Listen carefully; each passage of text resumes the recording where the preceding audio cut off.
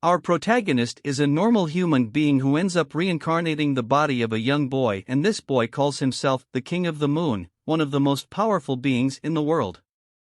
In fact, the most powerful. However, this was all a facade, and these guys were nothing more than a simple charlatan, and he was lying to everyone.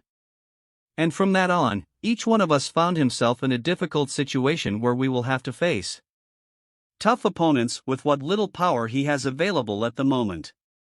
And from that, she ends up dominating several superpowered beasts that the former owner of the body was unable to take. That's today's story. If you liked it, let's go to the video. It's a world where powerful beings and humans coexist. Possession of a powerful and rare beast means they are all capable of commanding the elements, and its power could bring the world to destruction. The one on top of the world is a young man named Suyang, for his best is the Morpho Moon Butterfly, the rarest existing only in legends.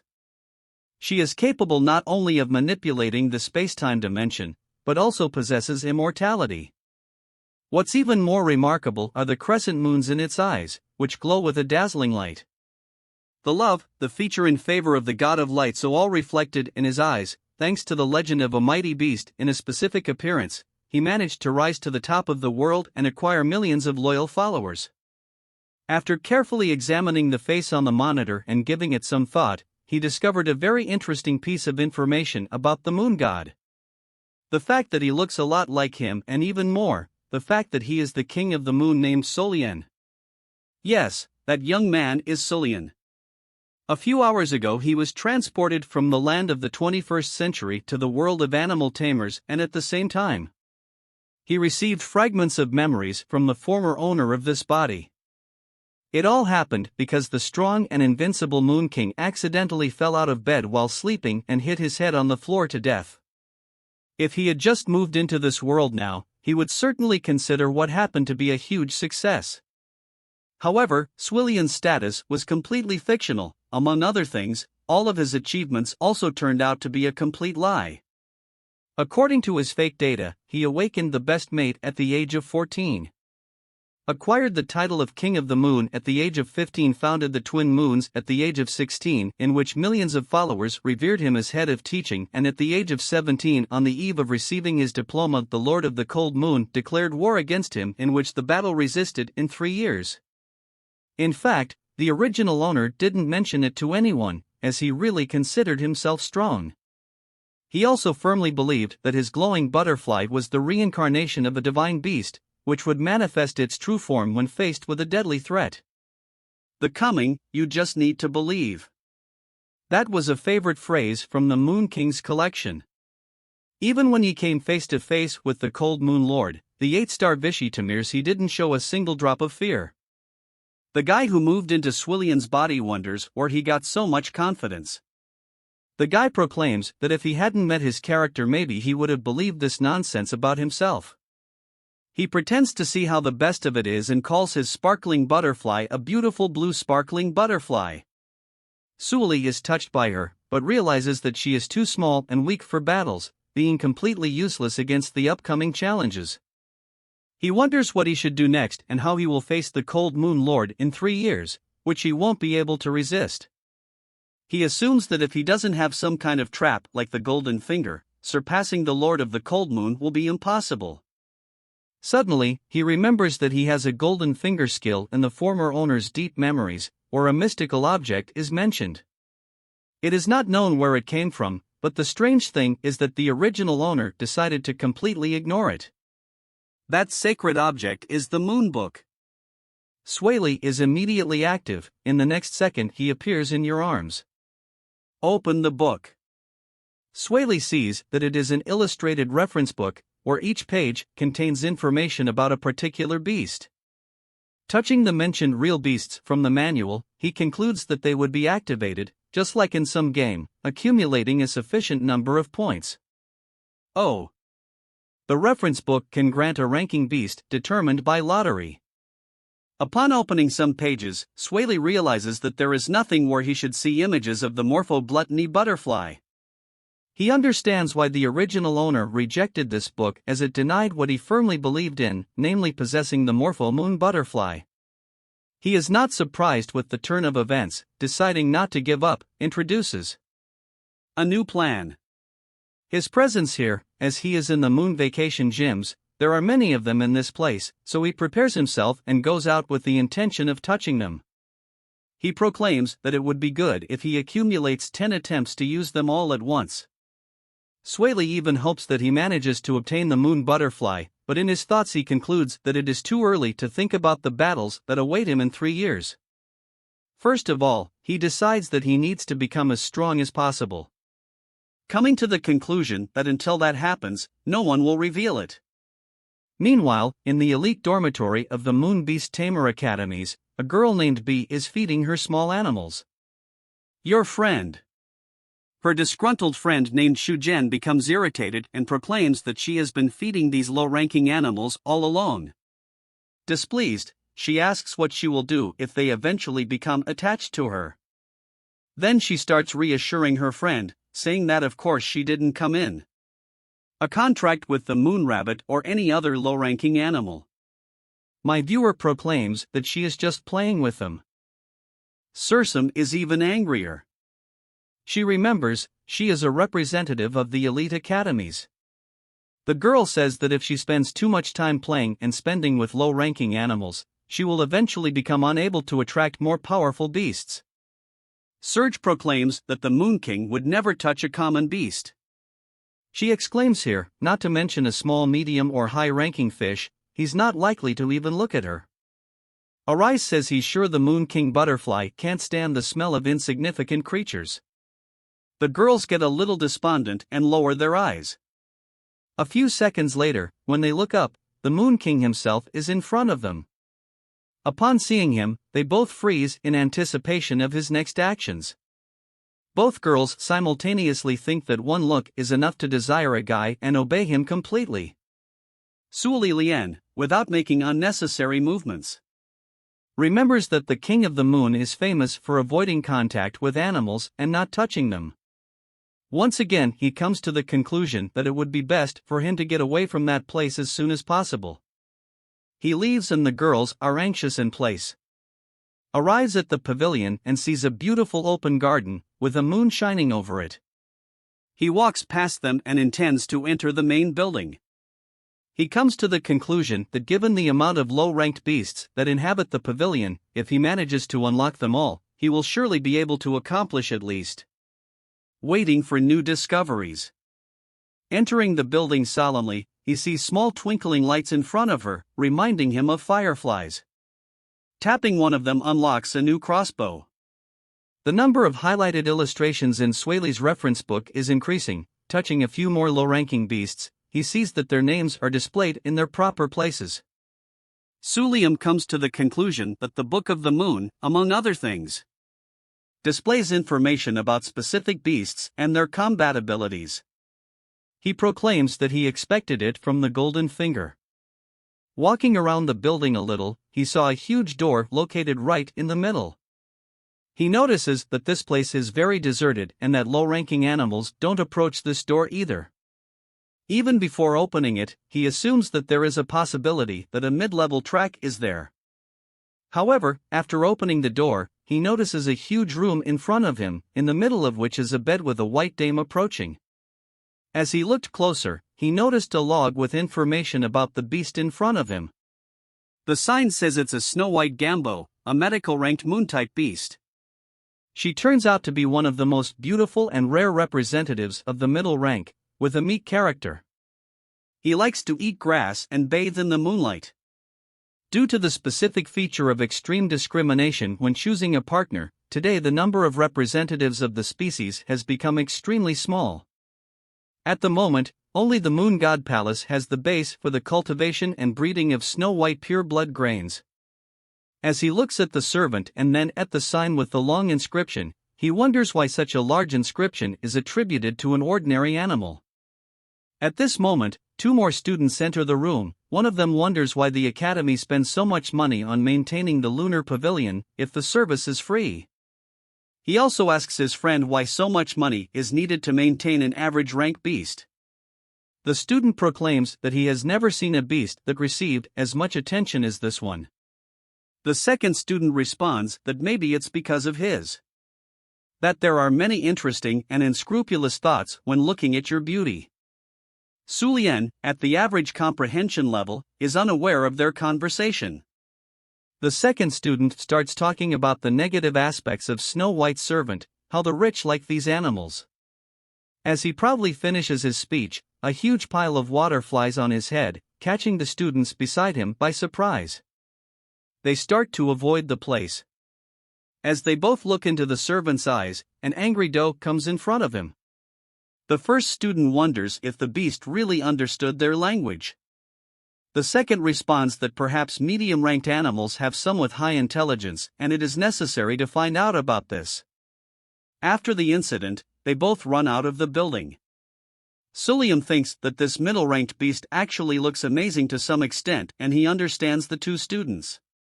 At that very moment, the servant looks up and sees a man in front of him, looking into his eyes. She notices something special about them. Strength creeps into his face, at the same time, Swilly yesterday's book. At the same time, Swilly yesterday the Book of the Moon in his hands. An inscription about unlocking a new crossbow appears in the book, and the number of highlighted illustrations in the directory increases. This beast turns out to be an intelligent hunter of the highest rank of the lunar type, leaving Man awestruck. The man does not understand what is happening. At that moment, he realizes that it is not a simple spotted servant, but the highest level beast, capable of destroying cities and sweeping countries. In the embodiment of greatness, a being who commands myriad comic book artists. The mere manifestation of his overwhelming handiwork is enough to kill new creatures in the area. If the beast gets angry, then everything will be leveled to the ground within a radius of several hundred kilometers. Sulia wonders why a nuclear bomb like that is kept inside the walls of the academy. At that moment, he realizes that the academy can fly at any time because of this animal. He concludes that he needs to calm down, as the beast has decided to lead a quiet life. He assumes she has a docile character and wonders if the academy knows about it. He thinks that otherwise those two students wouldn't have escaped so easily. However, he suggests that she may be lying to appear stronger, much like the heroes of novels who hide their powers to show off. Sulian sees that his situation is really dire, as he has neither strength nor helpers. At that point, he comes to the conclusion that only his reputation will save him. When a man approaches the sign, a female deer approaches him. She starts to read what is written on the sign. At that moment, the man thinks she might realize that it's not quite the truth written on that sign. Suddenly, the doe turns to the man, making a fierce look and adopting an attacking posture, pointing its horns at Sulian. "Sir, I am." Sulian realizes that she is going to attack him and begins to mentally panic. The man wonders if she really realized that he discovered her secret. However, Sulian decides that it's not worth panicking and making noise again so as not to scare her. He decides to take the situation into his own hands and improvise. Calmly, he turns around and pretends he was just looking at a beautiful white fag in the snow. "Of course," he says out loud. The man turns and looks serious, but with anxious thoughts he is about to walk out the door. He doesn't care what thoughts she would attack him with. He just wants to get away with it. So he decides to play with her and pretend to be harmless and then leave safely. He does so immediately upon his departure. The doe begins to wonder about her eyes, still unable to bear it. She goes to the bed, which is located right in the middle of the room. The deer pulls out a phone from under the pillow and begins to look for information about what patterns were in front of the man, opening the browser. She sees that he is none other than the Moon King. The doe freezes in place from shock surprise at the search results. She is thrilled on the spot. Sunia hurriedly arrives at the academy's dormitory area. The man comes to the conclusion that someone has them in the crosshairs. "Since you keep such a dangerous beast at home," He thinks it's like putting a Tyrannosaurus in a zoo. However, he believes that, despite her fragile appearance, she herself can take on several tyrannosaurs with one swing. Sulia thinks she is very lucky. For if she had found it in some wild place, her life would definitely come to an end. The man thinks that ultimately only a high-level beast can be compared to him since he is also a high level. Speaking of animals, he remembers that while he was in the pavilion, his book of reference not only displayed the name and rank of the beasts, but also their fighting skills. Consequently, he comes to the conclusion that he can find out everything about the beast he comes into contact with. He begins to rejoice at his discovery, so small, at the same time, big. The man immediately starts looking for some low-ranking animal nearby to confirm if his words are true. After looking around for a while and watching closely, he notices a small moon rabbit that he had found before the company of two girls. Surya approaches like a rabbit and notices that he is behaving very strangely. According to the configuration of this world, being under the moon, all animals of the lunar type have great character changes, that is, they become temperamental and violent. Of course, the combat ability physical indicators also increase. He wonders why this rabbit looks so harmless and why doesn't he react to the moon. Suddenly he remembers the situation with the faggot and he jumps back sharply. He thinks that this time the rabbit can be powerful and hide his abilities under the mask of a cute and helpless rabbit. Surya does not rule out the possibility that he has found a boss who will give chances to the highest ranking animals. With an innocent expression, the man starts to stretch his arms towards the rabbit, as if he intended to find out his ranking using his reference book. The directory indicates that he is a moon rabbit with the essence of the waning moon, a genetic defect that causes an innate weakness in the body, making it impossible to enhance its abilities by absorbing moonlight during the night. The owner of the essence of the waning moon can only gain combat skills during the night of the full moon.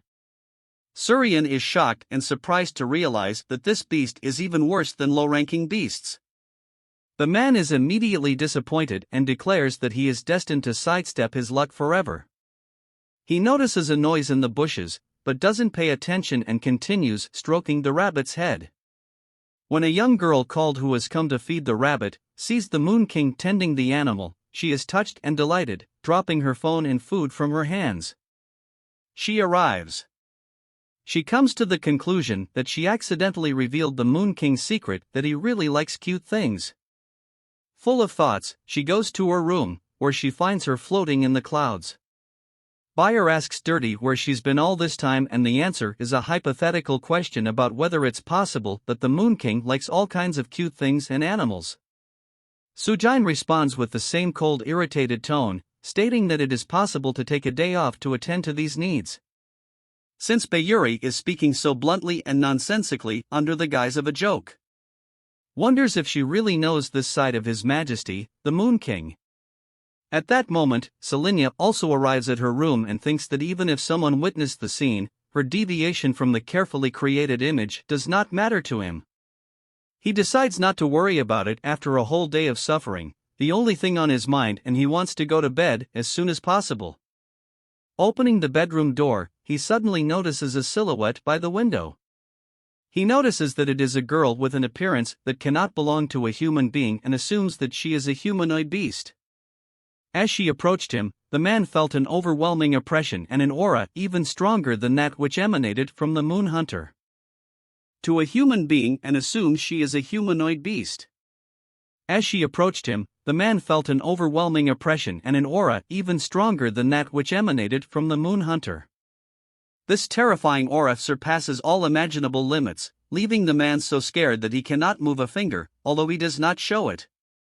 Suddenly, he kneels down and respectfully greets the Moon King. After thinking for a second, Surya remembers the old owner's memories and suggests that this girl might be one of the 4 phases of the Twin Moon teachings, but he can't remember which one. 1. An awkward silence hangs between them for a moment.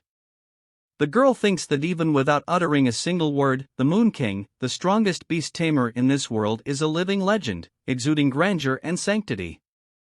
Meanwhile, Sulia can't remember her. Then he asks the girl to report on the progress of business. She states that, according to information from her followers in the central region, the activity of the remnants of the Order of the Black Moon has drastically increased in the central continent. Furthermore, it seems that they have established close contact with the beast takers from the palace of the moon gods. Hearing the words Black Moon Command, Sulian remembers something familiar with that name immediately. Run to the cell phone.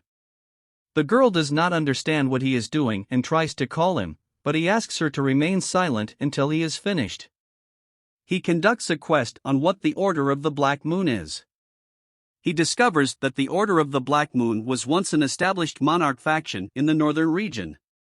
The followers of the Order invaded the mystical palace of death of the Black Moon, where there is a certain divine power capable of painting the moon black for several days. 3 years ago, the Order of the Black Moon came into open confrontation with the newcomers in the path of prosperity of the teachings of the twin moons and was completely destroyed on a full moon night. Sunyan understands why the first owner doesn't remember the information about that order. The Order of the Black Moon was such a weak teaching that the original owner didn't even pay attention to them. Without waiting for an answer from the king, the girl proclaims that he has lived for himself and that he is. Black Moon really doesn't deserve to be bothered by him. However, she reports that the moon god's palace is also involved in this matter. The nature of the situation has changed radically. Upon hearing that the moon god's palace is involved, freezes in place and begins to ponder what he should do in the future. Unlike the other second-rate factions, the Street God Palace is the true ruler of the central continent, uniting the world with the help of legendary beasts. His reign lasted several thousand years. And even though over the past 1,000 years their influence has gradually waned, they are still a force to be reckoned with. Therefore, it is even more surprising that in the last 3 years the teachings of the twin moons have significantly shaken its position. The girl proclaims that the 4 lunar phases intend to unite, and that's why even in open confrontation with the moon god's palace, they can still get out of the situation without loss. However, she exclaims that as events unfold, Surian will be left without a bodyguard. The young woman says that was why the owner sent her to him, more precisely to know his opinion and receive corresponding instructions. The man orders her not to worry, that she must go away while he is in this place under the moonlight. The girl immediately gets up and happily replies that she will fulfill her mission. She is glad to have heard his famous saying with her own ears for the first time in her life. In her thoughts, she comes to the conclusion that as long as the dead moon butterfly favors the Moon King, no one in this entire world is capable of doing him the slightest harm. She believes that he is the most dazzling moonshine. After that, she leaves the room at high speed, going through the window like a bolt of lightning, leaving Sulian alone. However, Sulia is not happy with her proud speech and immediately begins to feel ashamed of her 8th grader's quote. He feels that he has almost stopped himself. He even slaps himself across the face. In fact, the original owner constantly uttered phrases typical of a person with 8th grader syndrome, but every time, through some misunderstanding, it becomes. They became famous sayings for her followers, even if they were completely absurd and devoid of any meaning. Moonlight fixed its gaze on me. I feel the presence of the moon god while under the moonlight. Moonlight will rise. The moonlight will fall. The moonlight is really bright. All of the above phrases were taken from the classic set of citizens of the Moon King, and the local people were completely delighted. Sulian becomes sick of the fact that on the first day since his rebirth so many problems have piled on him at once. He thinks that although in the position of King of the Moon, the current palace of the Moon God is not worth worrying, the prerequisites for this position are the possession of the morpho-moon butterfly and the presence of 2 bodyguards that he does not have. If anyone wants to attack him, Swaley Lion will die a tragic death.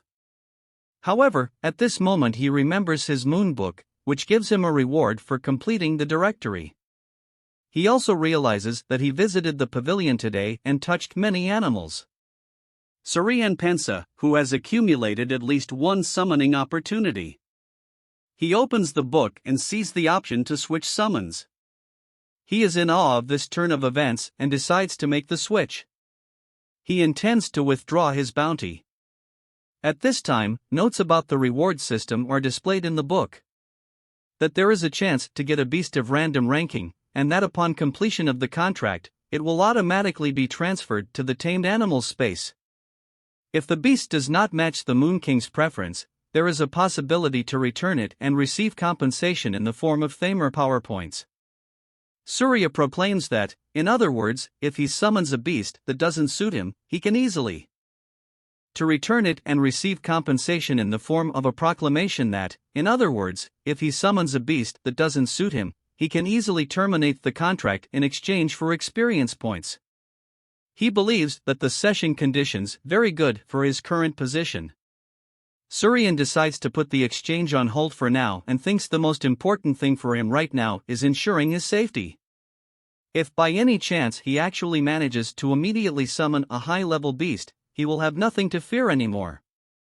Right now, he begins to pray to the great gods, saying that his life is not easy and that he needs their help. He prepares and presses the summon button. The pages of the book slowly begin to open and he is about to summon a new beast. The number of featured illustrator in the directory is increasing. And the beast resulting from summoning Swaley Lion turns out to be a high-ranking beast called Shadow Beast. Scales of the Eclipse Moon. Suryan is surprised that the very first time he uses the book, he is faced with a high-rank support class beast that also has very rare abilities. He decides his luck isn't all that bad. Right now, he thinks that if he was an ordinary student at the academies, he would certainly be jumping up and down in joy at getting a high-rank rare beast. However, in his case, as the king of the moon and the head of the doctrine of the twin moons, a puny transparent shadow will not suffice. He comes to the conclusion that the power of a high-ranking beast won't be able to resolve the situation he finds himself in. Therefore, he refuses the beast received. The book records his rejection of the contract and provides Surya with compensation in the form of power points, while a single star of strength is added to her 4-star ratings. Suryan comes to the conclusion that this is fair compensation and that if he tries a little harder he will become of a pain of 2 stars. However, he thinks that despite this, his joy has not added to his mood at all. He recalls with sadness that, in the past, the original owner had many opportunities to sign contracts with higher-ranked beasts in the domain of the twin moons. The owner of the Morpho Moon Butterfly, he didn't need them at all. So he didn't even bother to look at them. Along the way, as he changes his clothes, he wonders how it all came to this. However, at this point, he stops and thinks for a few minutes. Suryan thinks that even if a high-ranking beast is not able to solve the problems that have arisen, he is still much stronger than his glittering butterfly, devoid of any combat capabilities. He thinks about the fact that if, suddenly, he finds himself in any situation where the crossbow can be useful, Swaley Lion will simply die. Then, he starts to panic and wonders why he just turned down a high-ranking beast. Suayan suddenly realizes that perhaps his character has remained under the influence of original, but he immediately dismisses this idea, saying that there is still at least one difference. He thinks that at least he doesn't believe all this nonsense about the Morpho butterfly that was created by the original owner. Sulian lays down on the bed. He inhales heavily and returns to his thoughts. Again, he thinks that next time if he can summon a high-ranking beast he will definitely sign a contract with it. Sun Yen is planning his visit to the pavilion in the light tomorrow to get more species for his collection in the Moon Book. He thinks that there are still a large number of animals that he has not managed to acquire and that he must not forget that huntress disguised as Snow White under the mask of a deer. Closing his eyes, Sulian ponders whether he will be able to cloud his brain if he is treated to something delicious. With such thoughts, he spends his first night in another world, in the body of the Moon King. The next day, a coup occurs in the Snow White Nose's room, and he wakes up. When he opens his eyes, he sees that there are almost no personal belongings left in his room. Suddenly, he notices a young woman in front of him, who is taking care of him. According to her, the precious though is being transferred to the Moon God Palace. The girl proclaims that, compared to local conditions, a much more luxurious life awaits him there. She also informs Surya that messengers from the palace of the moon god are coming for him soon. The supervisor asks the force to obey the new caretakers and not to be crossed in any case. Upon hearing the news, Korsa freezes instantly and realizes that she has been sold to the palace of the moon god. At this time, two messengers from the moon god palace appear in front of the moon pavilion, shocking the pavilion staff. People come and start whispering, wondering what the tamers are doing in that place. The super-powerful faction of the central continent is mentioned, and one of them proclaims that he heard that the Moon King chose that place to hone his skills. Along the way she calls that place the Promised Land. The second girl tells her not to start a conflict in any case and proclaims that they are only there because of the snow-white doe. The girl tells her that they must avoid problems, especially related to the Moon King and the teachings of the twin moons. Her colleague replies that she already knows all that and asks the second girl if his job will be done if they just get the dough. The second girl answers in the affirmative. At this moment an interesting woman watches them outside the doors of the moon god's pavilion and soon leads towards them. Then the head of the moon god's pavilion, called the king, comes out the front door to greet them. He politely greets the messengers and both messengers greet him in response, saying the famous line, "The moon will not fall into eternal night." Overseer King takes this as arrogance and thinks that the era of the moon god palace's dominance is now in the past. Unwilling to deter the messengers, the manager tells them that perhaps his case is urgent, that he will certainly. This is arrogance and thinks that the era of God Dambu's palace dominance is now in the past. Not wanting to deter the messengers, the manager tells them that perhaps his case is urgent, that they would certainly like to see the white doe as soon as possible. She asks them to sign. However, messengers refuse this privilege, saying that both have seen enough of their photos on the internet. They proclaim that they are ready to offer a tenfold amount if they deliver without unnecessary delay. King is surprised by such a statement that they will be paid 10 times the amount. The manager points out that due to meticulous pairing with, say, Snow White, they are now on the brink of extinction. Therefore, despite the fact that they are medium-ranked beasts, their price is comparable to that of the highest-ranked beasts. Thinks that the more the degree of preservation of its snow-white beings is beyond any competition. She realizes they've come a long way just to offer such a high price. King thinks it's not hard to guess that they want you not to take it and maybe take the opportunity to buy it. The messengers noticed that the manager is thinking a little and ask her what the problem is. Then, the boss proclaims that they should know that this individual's pedigree comes from the animals owned by the founders of their academies. King relates that, as a result, she was treated with the luxury worthy of animals of the highest order. She says the price 10 times higher isn't even worth the resources they've expended over all these years. At this point, the friend beside her starts to burst out laughing, ironically asks the manager if she is serious about this. She begins to say that they say with certainty in this pathetic bakuate that no one has ever seen a real beast of the highest rank. Yet another tamer asks her to shut up. Suddenly she announces that if necessary they will pay an amount 20 times as much. Damir asks the manager if the outcome of events will please him. The king has a flame in his eyes. Suddenly the second girl interrupts and starts saying that the price of 10 times is already too much for their budget, as they exceed so much. She tells her not to. However, the second also thinks of something completely different, or rather, she thinks that her companion beats the voice of the moon belongs to the rarest representatives of Irex, that now the voice of light is in a state of extreme irritation. She comes to the conclusion that it looks like something from the north that she doesn't know. However, no matter what you say, she comes to the conclusion that they are now in possession of the moon god's palace. She decides that they must immediately take the snow white deer and get out of here, even if they have to make a few more concessions on price. Altamir, no matter what happens, decides to stay exactly on his own and wait for further instructions from the manager. Suddenly, she feels a terrible pressure capable of sweeping everything to dust. She turns around and sees that a terrible aura is being released by the Moon King himself. Sulien, who is standing right behind them. The nearby crowd begins to wonder even more and whisper among themselves in horror. The Samir realize that the Moon King is heading straight for them. The first one freezes in places, asks why the Moon King ended up in a place like a light pavilion. She doesn't know what to do now and looks to her media in anticipation of any reaction. However, when she looks up, she sees that her business is bad as the Moon King is running around and suppressing her will. So much so that she can't move. She mentally calls out to her friend to tell her to lower her head and not look at the Moon King. The girl still gets the message, but she is already trying to pass out. In the second, Tammy takes the girl with her hands who faints. The girl who fainted opens her eyes and asks Marcella's other just found the look of the King of the Moon. Looking at each other, they freeze in place.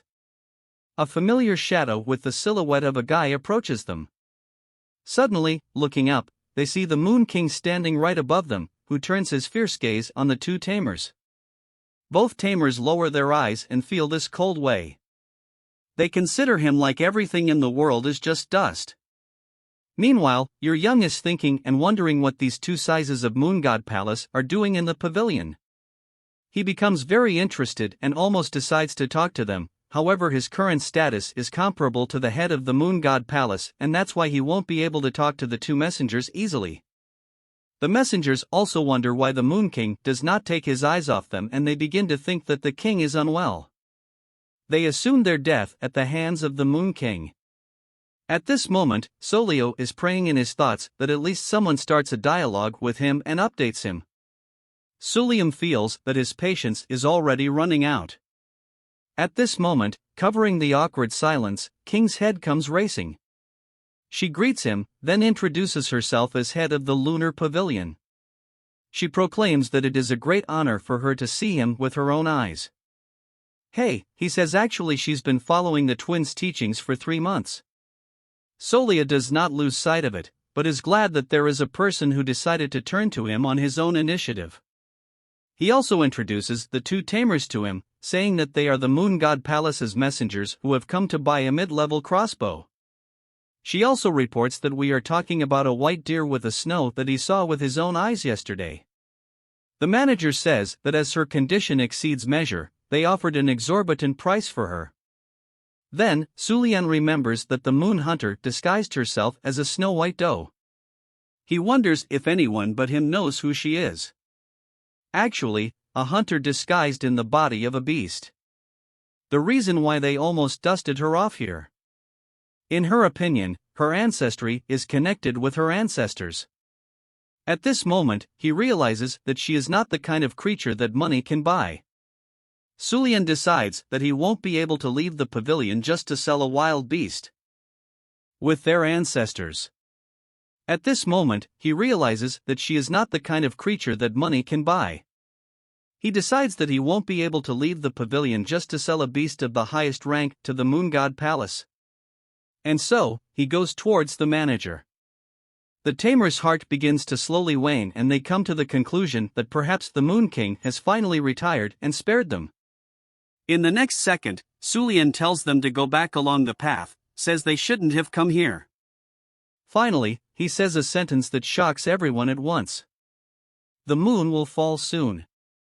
The manager thinks for a second about where the moon is coming from and if it's daytime. The meaning of the above words comes to her. The manager thinks that if an ordinary person had said that sentence, it would probably have been considered meaningless.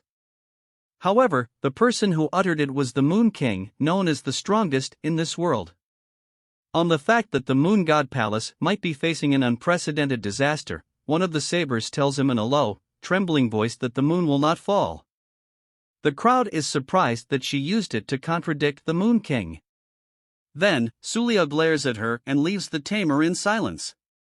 The girl faints again and is again supported by another tamer. She concludes that they will have to forget about the snow servant for now. The conclusion that the solution to the situation that has arisen is already beyond its capabilities. She picks up the one who was passed out and grabs him by the shoulder. The two leave the scene, and as she leaves she thinks that they need to return to the swing and immediately transmit the words of the Moon King to the 10 pillars. As she leaves, she reflects on the Moon King's words and senses that disaster is coming. They leave the moon god's pavilion in disgrace. The king also takes leave of them. The manager takes care of them and is surprised by the insolent words of one of the following with his eyes. In her thoughts, she remembers the phrase of Adustam "I told the Moon King that the moon will not fall, for the night is eternal." She wonders if their dim moonlight should have been extinguished long ago. She thinks that the true light of the moon restlessly sleeps in the Moon King's eyes. She enters the pavilion at this point and immediately grabs her heart. He sighs with relief and says it was a very dangerous trick on her part. He thinks he was lucky that the younger messenger started stuttering and didn't finish her sentence. He proclaims that if he didn't, he would have no idea how to get out of this situation. Sulam proclaims that he won't be able to say for sure whether he betrayed himself or not. However, after all that has been said, it is unlikely that the moon god's palace will ever consider taking on Snow White's strength again. Meanwhile, in Snow White's dose room, the rearrangement of things begins. All the employees start sorting the dosages of things into boxes to take them to the entrance. Then one of your employees starts to approach the bed with a wide nose and pick up your bed. She bites the robbery with her teeth and loses furiously not to touch her. It is clear that the staff in the room do not understand her language and do not understand why she behaves so capriciously on this day, reminding her that on other days she was obedient. Then one of the key staff who has taken care of her all this time proclaims that she probably can't bear the thought of being separated from Mom. And to be more precise with her. Immediately, she goes to the servant and hugs him, preparing her not to worry so much. She informs that when the color is at the palace of the moon god, Mom will still visit her often. The doe responds in her own language, saying that she will dispense with such luxuries. So she asks her to be a good girl while she cleans up here. The employee goes to Lane's bed and opens her bed. There, she sees a lot of female things that definitely shouldn't be in the beast's bed.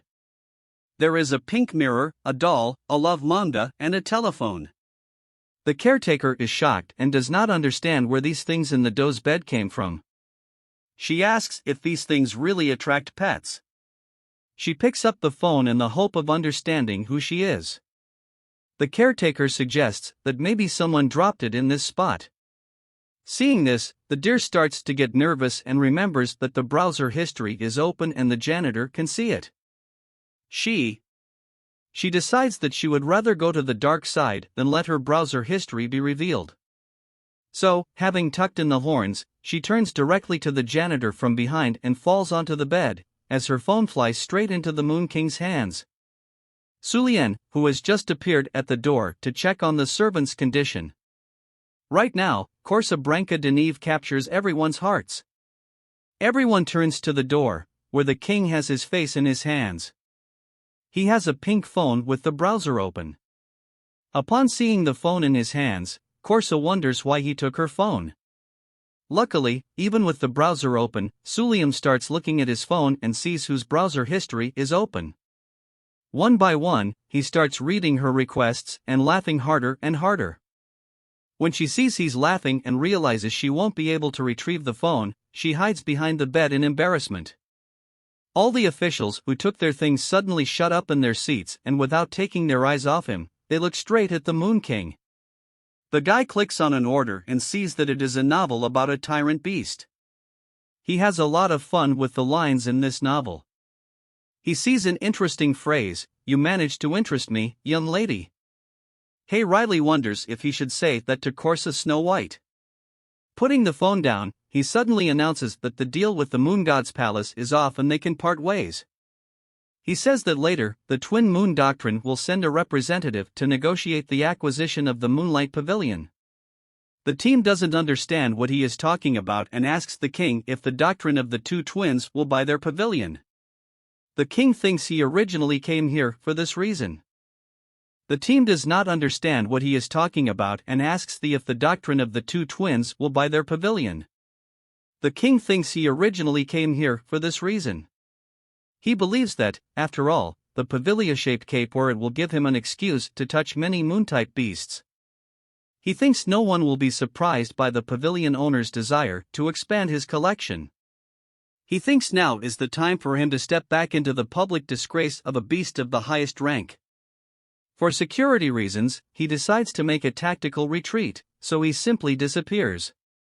The crowd begins to wonder more and more about such an appearance and such a disappearance of the Moon King. They are also surprised that out of nowhere the Moon King announced that their deal was off. They don't understand what happened before them.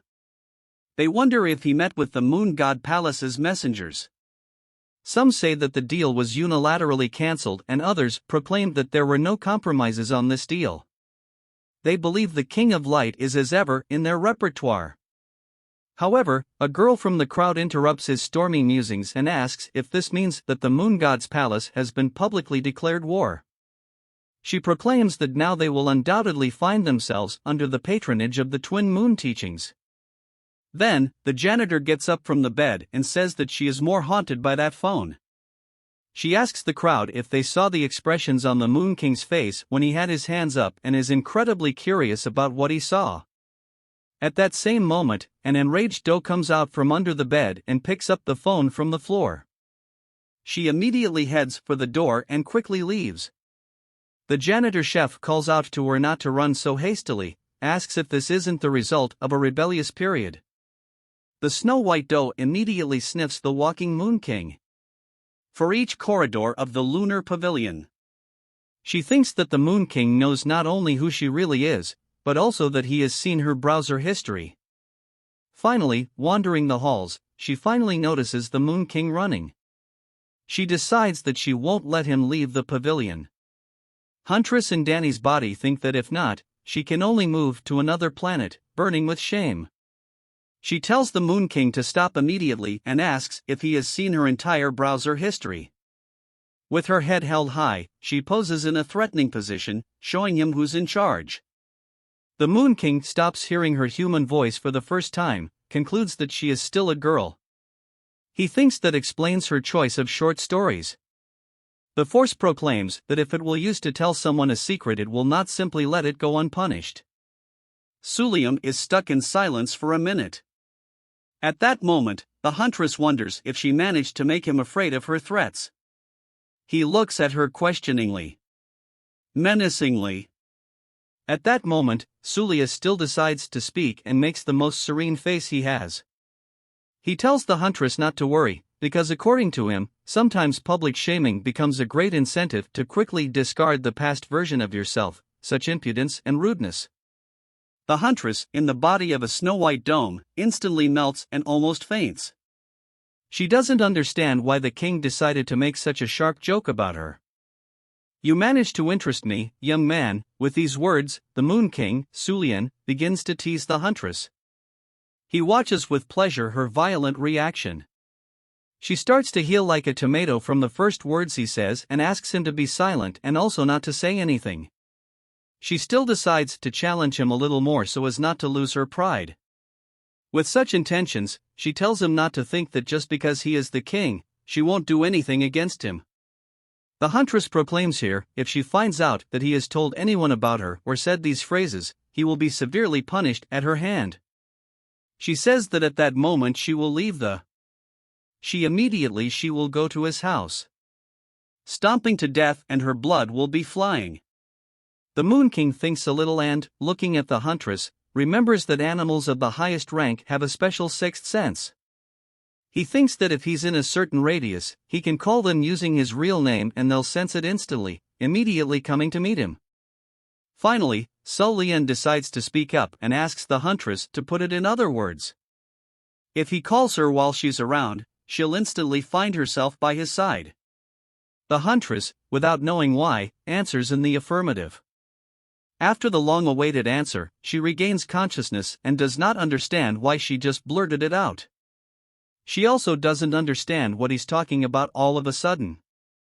The guy with the friendliest tone.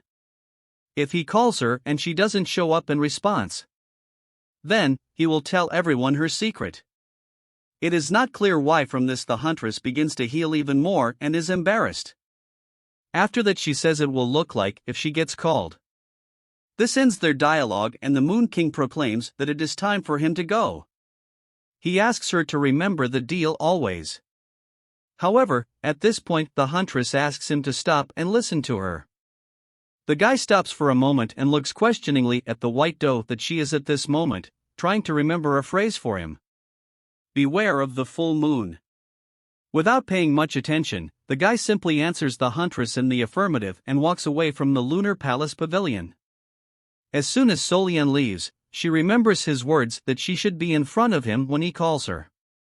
She thinks these words sound a lot like an indirect confession that is common in random encounter episodes in novels about tyrants. In any case, Yellow follows with his eyes and goes back to her room.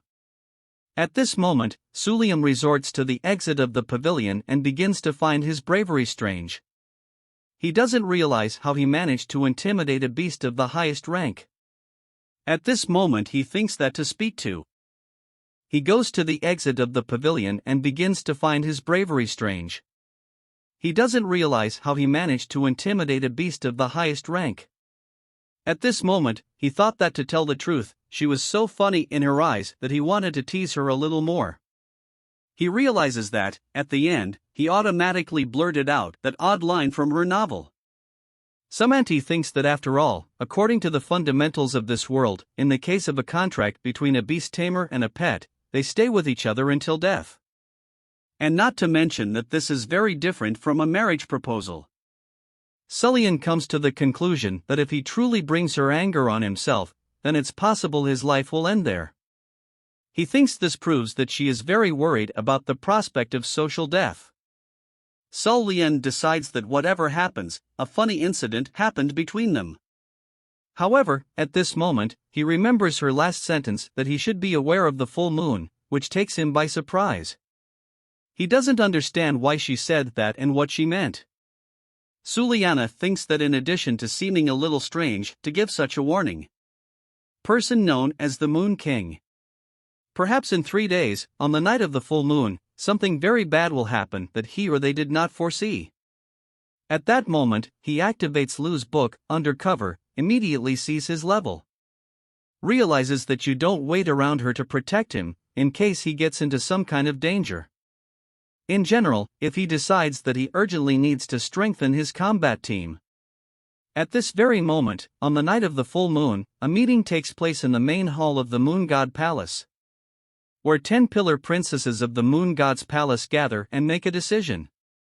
10 beast tamers at the top of the Moon God Palace's hierarchies, their true identities are unknown, however according to rumors, they are all like a girl of exceptionally unearthly beauty. 2 messengers come and deliver Suliam's words exactly to the moon. Soon one of the 10 beast tamers ask the messengers if the Moon King really said such a thing. Messengers immediately reply in the affirmative. Princess proclaims that her words really did remind her of something. She proclaims that in the last walls of the station the time of the full moon was different. She warns not to forget to adjust the clocks according to her. The other princesses start spitting her dirt saying she needs to adjust her brain. She doesn't understand why the crowd is mad at her and asks the crowd what she did wrong. She resents about the fact that everyone is so mad at her and tells her that she is very conceited and that she is not right in the head. Suddenly one of them says that all this is not good. She proclaims that the Moon King is not the type of person to approach low-ranking vacationers. The girl believes that this does not correspond to her image of the Moon King. She says her appearance at the pavilion totally goes against common sense. The girl exclaims that this is why she believes that something must be present in the Moonlight Pavilion that managed to attract the Moon King's attention. She proclaims that, with high probability, the one who attracted her attention was the Emperor of Luan. The crowd starts whispering among themselves, starts making noise about the latest rumor. The messengers also start looking at each other. Finally, a girl asks about the so-called chapter she is referring to. She proclaims that if the Moon King manages to subjugate an imperial-level being, it will prove that there is a divine spirit in the Moon King's body. One by one, a crowd of princesses join this girl's words about the Moon King. The girl continues her speech and says that it is very likely that the Moon King's divine spirit will awaken soon. She proclaims that if the miracle of awakening happens when of the moon god, losing all opportunities to compete with other palaces. When the princess date ends, the fourth princess, that everyone doesn't like, decides to help the Order of the Black Moon. They ask if she decided to help them after all, and in response she asks about what will happen if they find out that the Moon King has signed a contract with the Imperial Beast. She also asks if they think she still has a chance to defeat him. If given such chances, people from the Order of the Black Moon do not believe their ears and start asking the princess repeatedly, saying that she may have made a mistake. But after making sure she's not lying, they're silent for a minute. Then, stopping on the other side of the tube, she asks what they eventually took. Finally, there is a response from another member of the Black Order. The guy assures her not to worry because, according to him, the Moon King isn't the only person in this world who is favored by the moon. The fourth princess is surprised by such a bold statement. In recent days, after the Moon King acquired an Omo Light Pavilion, the followers of the doctrine of twin moons began to search everywhere for Lu-type beasts and deliver them to the Mir Academy. One by one, the spheres of all lands go straight to one that sent the entire northern region into a panic. Each faction shook with fear and forgot sleep. Someone believed that the Moon King's way to increase his strength was to devour small animals alive to raise energy. There were even rumors that everything that was happening was nothing but signs of the awakening of the divine spirit hidden in the Moon King's body. In view of all kinds of hunches, a tense situation arose in the North region. Everyone believed he was in danger, when the person who was at the epicenter of that storm, or rather the Moon King, Swilian. He even collected animals in the directory, exchanging the collected points for a beast. 5 animals are unlocked, of which only the 5th turns out to be a high-rank sweaty beast. The 5 mentioned include low-ranking lunar elements, low-ranking moon spirit bird, the middle-ranking half-moon leopard, finally the high-ranking month opera. Analyzing what he came across, Sulian proclaims. The low-ranking moon spirit bird, the middle-ranking half-moon leopard, finally the high-ranking opera month. Analyzing what he came across, Sulian proclaims that back then he managed to pull a high-rank beast with 1 try and now he only succeeded on the 5th try. Understands that 3 days is a very short time, even with the help of the teachings of the twin moons, accumulating 5 attempts was not an easy task for him. The guy comes to the conclusion that it's no use signing a contract with low and medium ranking beasts. He believes their only benefit is the power of Doma and the replenishment of the Moon Book collection. As for the high-ranking beast, the Moon King had previously said that if he pulled a high-ranking clue, he would sign a contract with her. However, this time, as he understands that the month of the lake belongs to the support class, he feels that he has a feeling that this beast will not help at all. Furthermore, the name of this beast is missing from the memories of the previous owner. Therefore, he believes that for sure this beast belongs to some niche group. Yet to begin checking, he decides to go online and find information about this beast. Having written the settings of the beast's name at his request, nothing comes out. He is amazed that, in his day, there are still animals that were not even included in the encyclopedia. However, the guy remembers that since he already opened it, he will be able to see the related information in the lunar book given to him. Lake month information. It turns out that this beast in the suitcase was discovered once in 13,000 years ago, included in the lunar book list. Due to the lack of reproduction functions, the genus is considered completely extinct and there is no information about the ancestors. The month of the lake's combat skill is immersion, an innate special ability that allows it to absorb all shocks, pulses, and wave vibrations at close range. Coming to the limit, it leads to the rupture of the body and death. After a certain time, the pet that signed a contract with the tamer is resurrected. This is also one of the reasons relatively weak people were able to coexist with beasts. After seeing all this information about a high-ranking beast, Sulian is thrilled. At the sight, he wonders if the month of the lake appeared before the appearance of the palace of the moon gods. He realizes that the month of the lake is the progenitor of the BES tattoo. He understands why there is no information about him on the internet. The month of the lake turns out to be a creature, not even from the current era. Right now, one of the brightest ideas is popping into your head. The main reason for his reluctance to enter into contracts with other high-ranking beasts is that he is afraid that others might find out about it. Say what he will, but high-ranking beasts in no way correspond to a person who has the status of the strongest king in the world, a beast tamer. However, what if we are talking about an unknown high-ranking beast from the month of the lake? The clan died a long time ago. No one will discover your true rank. Also, his skill will be very helpful in overcoming the sudden oncoming crisis. His presence is difficult to detect and he has no combat capability. However, it is quite suitable for the current situation. After a short thought, Sulian decides that it is more profitable for him to sign a contract with the Lake Month, as there are advantages everywhere. He signs a contract with Lake Month. After that, at the same moment, another creature besides the Morpho-Moon butterfly enters Swirian's consciousness in the space of the companion beasts. After signing the contract, Swaley feels his fusion of the month of the lake. He feels a mystical sensation emanating from him, radically different from the characteristics of other high-ranking beasts. Suli now has a second beast companion waiting for her here, in the future, to be able to provide needed help. Also, a full moon is coming, in which in theory your powers should be doubled. On the night of the full moon, there is a security guard on the roof of a tall house, which has been assigned to this area.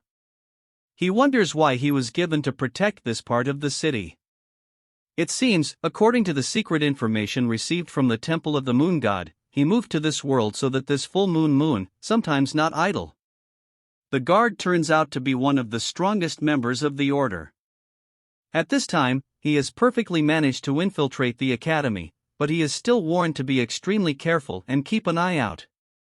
The area it is located in is closest to the Moon King. If it shows even a drop of hostile intentions, it will be detected immediately. Then he is instantly engulfed in failure. Suddenly a huge white rabbit appears behind him that he doesn't notice.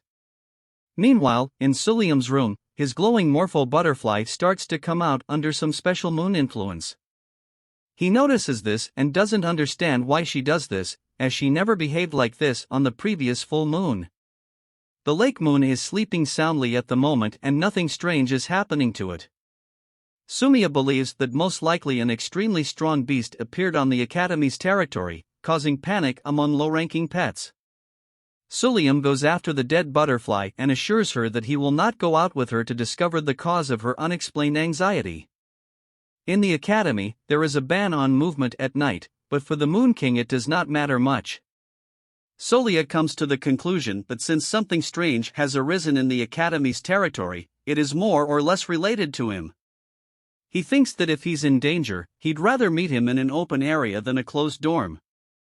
Sulian comes to the conclusion that, in addition to not involving other students in this exit to the hall, he sees that there is complete chaos going on there. All low-ranking animals suddenly seem to have gone crazy. As one of them all gather in a crowd and run towards the exit. Sulian freezes in place, not understanding what is happening in this. Suddenly they seem to have gone mad. As one of them, everyone gathers in a crowd and rushes to the exit. Sulian freezes in place, not understanding what is happening at this moment. He realizes that the Moon Hunter's predictions have indeed come true. He assumes that an unknown beast has made its way to this place and is looking for him. However, at this moment, there is suddenly a significant rumble in the street. Suliam goes to the window and sees that a guard is being attacked by a huge and angry white rabbit of obviously low randy. He sighs with relief that they didn't come after him after all, but for some other reason, a reason no one knows yet. Suliam also sees that the guard clearly needs help. The rabbit starts walking the streets and destroying houses. He screams and starts chasing the guard. The guard is approaching to attack you from behind. When a huge bunny tail immediately flies at him with lightning speed. It flies away and lands on one of the houses, simultaneously crushing it with its fall. Meanwhile in the dorm all the low-ranking animals start to panic. Disturbing not only themselves, but also their owners.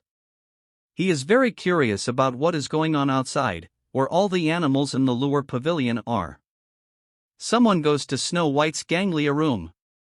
They, in a panic, resort to him, after which they hear a scream in their direction.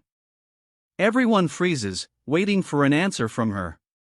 She wonders why everyone made such a fuss in the middle of the night.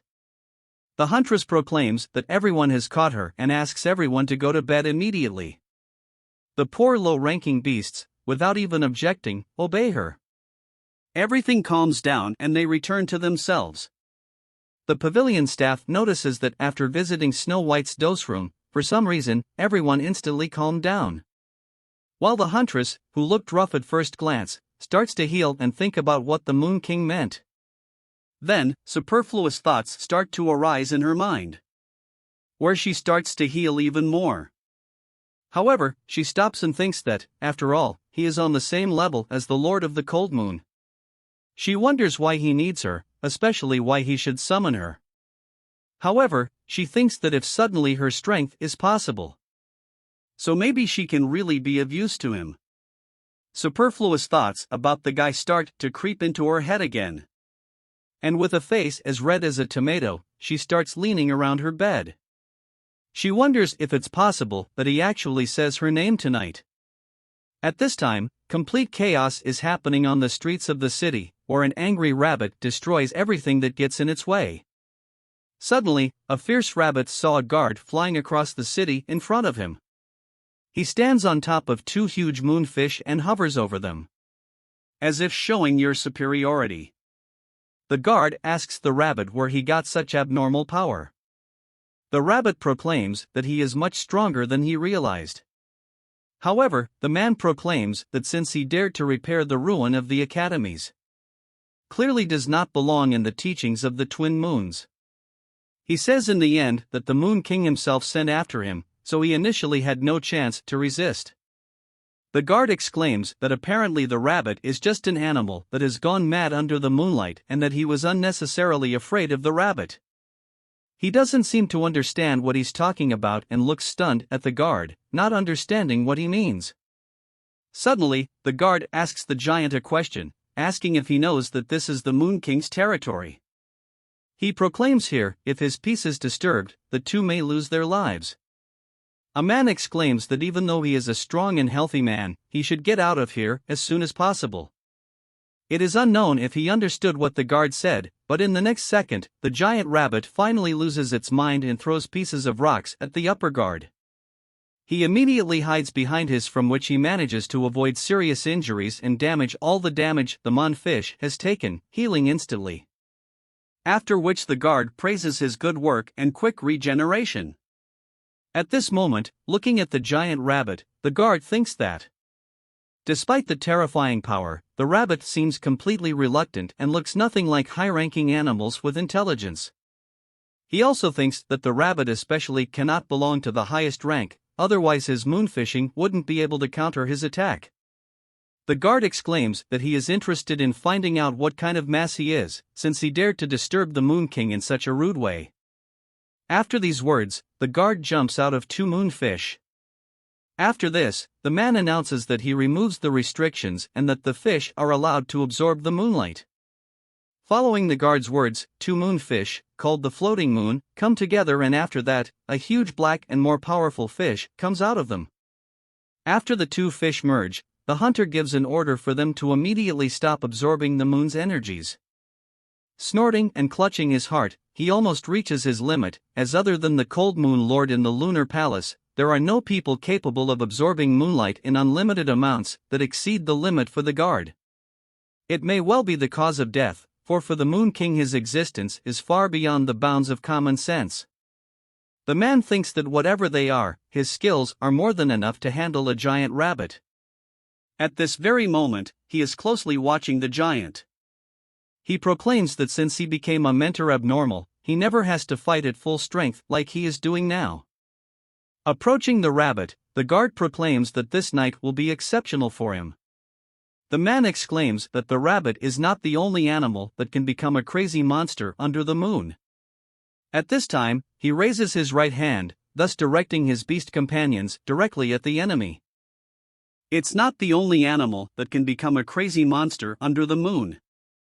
At this time, he raises his right hand, thereby directing his beast companions directly at the enemy. A huge fish with huge sharp teeth comes out against the giant and ferocious rabbit. Meanwhile, in the Muntamer Academy dorm, rotation and relocation begins. All students who have a low-ranked beast and not just them are released because of a sudden attack on the city. Students are being evacuated and asked not to stay. Sealers tell students to be extremely careful. One of the professors asks the other if his academy was attacked by a hostile faction. The other responds, showing her that this is not possible, as the Moon King himself lives in this academy. She proclaims that perhaps only some beast was enraged by the full moon. So, the first repeatedly proclaims that after all, on the night of a full moon, lunar-type animals become unusually dangerous. The professor also says that, in this state, they are able to defeat even abnormal mentors. At the same moment, Sulam flies past them like a bullet. They try to stop the Moon King, however, when she sees his face, the teacher freezes in place. Suddenly, the guy says that the moon will rise soon and just leaves, leaving the teacher with her mouth open again. Upon seeing that he is the king of the moon, the teacher decides not to contradict him and just hurriedly leaves towards the battlefield. Along the way, she thinks that despite the fact that she only has the month of the lake at her disposal against the imminent threat, why? For some reason, a feeling of self-confidence that is difficult to explain, reigned in his heart all the time. And therefore, under such a crazy full moon, this strange feeling only intensified. She thinks that, speaking in the language of the original owner, this feeling could perhaps be described as the moon favors me. The sacred blade, the most powerful weapon, was now in possession of its original owner, a sacred beast of antiquity. Our protagonist was involved in a bit of a difficult situation, as his powers were weakened. The sudden variation of your new beast, things start to get more interesting. An incredible battle is about to take place. Well, guys, you liked part 1 and I'm here bringing you part 2, which is certainly much better than part 1, especially in what action. I think you'll like it a lot. So that's enough leaving your like, subscribing to the channel and commenting on what you think of the videos. That said, let's get to ours. As the dust settled, the creature of audacious man arrived in pain, screaming in agony, while the mighty moon rabbit remained uneasy. Sandra and Bay marveled at the battle unfolding before their eyes. However, the ever-curious Bay couldn't resist the urge to investigate what had caused all the commotion, but her friend Sandra immediately condemned her behavior with a resounding smack to the head. I couldn't help but feel drawn to the gigantic rabbit, something about him seemed strangely familiar. Sandra suggested it could be a high-ranked hammer rabbit, but the creature's size was definitely uncommon. The rabbit had caught the daring man's beast with its ears and held on tightly before hurling it to the ground, causing the nearby road to shatter into small pieces. While the bold man's beast continued to mercilessly beat. Ordered her to use her skill, forming a huge suction wave inside the creature's mouth, creating a gigantic vacuum that destroyed the ground below the giant rabbit. Just when the bold man thought he had the upper hand, the giant rabbit surprised everyone by copying the beast's movement and opening its mouth, starting to suck all the air nearby, its belly growing bigger and bigger, as if it was about to explode. Sandra sensed that something terrible was about to happen and quickly covered Bach's body as she summoned her own beast to protect them. A huge wave of energy began to build up inside the rabbit. With a mighty scream, it unleashed a powerful attack towards the audacious man and his beast. The shock wave was so intense that it lifted nearby buildings and the ground from the earth. The impact was like a nuclear explosion, leaving only ruins where the rabbit went. As the dust and debris settled once more, I couldn't help but chuckle at the sight. Well, that quickly escalated, joked Sandra, who just rolled her eyes in response. Despite the havoc and destruction, I couldn't help but feel a sense of awe and wonder at the incredible power displayed by the mighty moon rabbit. Moments later, the rabbit was interrupted by the sound of people coughing behind him. With no buildings to hide behind, the two girls were fully exposed to the fearsome presence of the giant rabbit. Despite its enormous size and incredible strength, the beast of a ball fought valiantly to protect its owner. The rabbit started to walk towards the two girls, cocking its ears as if listening for something. The two girls huddled together, preparing for the worst, but to their surprise, the rabbit didn't attack them. Instead, he started showing affection and enthusiasm for Bai. The rabbit didn't seem to be a mindless creature after all. Quickly, he began clearing rocks and debris and digging up the bold man who had been buried in the dirt. The audacious man continued to tease and threaten the rabbit. The creature simply tossed it aside as if it were a mere toy. The rabbit then lifted its huge coat and the two girls noticed. With a growing horror, they had no idea what to do. Unbeknownst to them, the audacious man was actually a spy and they recognized him as a teacher at their academy. They couldn't just stand by and let the rabbit kill him, even though they knew. Audacious was actually a spy and they recognized him as a teacher at their academy. They couldn't just stand by and let the rabbit kill him, even though they knew their crossbows were no match for the rabbit's overwhelming power. Just as Bai was about to confront the rabbit, a man stepped in to stop him. It was none other than King Leonard himself, who followed his self-imposing regal presence, commanding respect from everyone around him. The moment of convergence with his proclaimed moon has arrived and advancing confidently towards the huge rabbit sporting an aristocratic posture. All of his movements were elegant and smooth, exuding an aura of refined elegance. When SUS approached the giant rabbit, it turned its head to face the almighty moonlight, focusing all its attention on it. Let's turn the clock back 10 minutes and investigate how SUS found itself in this complicated situation. It was a night like no other. The full moon cast an eerie glow around and Sui felt particularly brave. As soon as his eyes landed on the rabbit, his heart skipped a beat. The furry creature was colossal in size and exuded an aura of sheer power around it. To make matters worse, Sue witnessed the rabbit taking down a 4-star mentor with ease, making her glittering butterfly and the moon's reflection less children's toys in the face of the towering giant rabbit. In a moment of desperation, Sue considered calling her loyal servant for backup. However, when he was about to make the call, he noticed something peculiar. The giant rabbit positioned itself between two helpless girls and didn't seem to have any intention of hurting them. As Sue scratched his head in confusion, he realized that there was only one logical explanation for the rabbit's behavior: its life. He was eager to witness the Lunar King's true power, but instead found himself being hurled hundreds of meters away by the Bayou Tiger. All that was left was a pile of rubble, with him and the giant rabbit facing each other. Sue could sense that the rabbit wasn't really mad, but was acting on pure instinct. With a smile on her face, she held out her hand and said, "You must have been trying to find me, right?" From a distance, Sandro watched, in a position where even the owner of a bakery would heel, wondering what the hell the Moon King was doing. Suddenly the giant rabbit moved its ears towards his, leaving the two girls in a state of shock. As the attack got closer and closer, time seemed to slow to a crawl. The only thing that could be heard was the sound of a single drop of water falling into a pond. However, just when it looked like her fate was sealed, something miraculous happened. Sue was suddenly enveloped by her newly acquired beast moon reflection. She hugged him from behind and absorbed the full blow. The rabbit's attack was completely neutralized, leaving him and his beast cornered. The man just watched in horror as the creature revealed its true form: a being of ancient mysterious power. According to the information circulating in the Shadow Moon clan, it was without a doubt the emperor-ranked creature feared by all who knew it. Meanwhile, Sui slowly opened his eyes, his body aching from the force of the attack, but he knew he had made the right choice. The giant rabbit was, in fact, the low-ranked moonlight rabbit he had seen before, however, with a lunar deficiency that forced it to adapt in order to survive. Sue gently petted the rabbit for a year, feeling a strange kinship with the creature.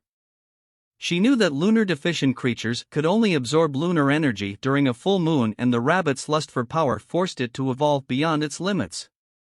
When he looked into the rabbit's eyes, he glimpsed a recognition, as if the creature knew him. Suddenly, as if out of nowhere, 3 mysterious figures landed behind the group. The Seisai man's heart raced as he realized the seriousness of the situation. "It's too late," whispered with dread. "Is alarmed and everyone here is going to die."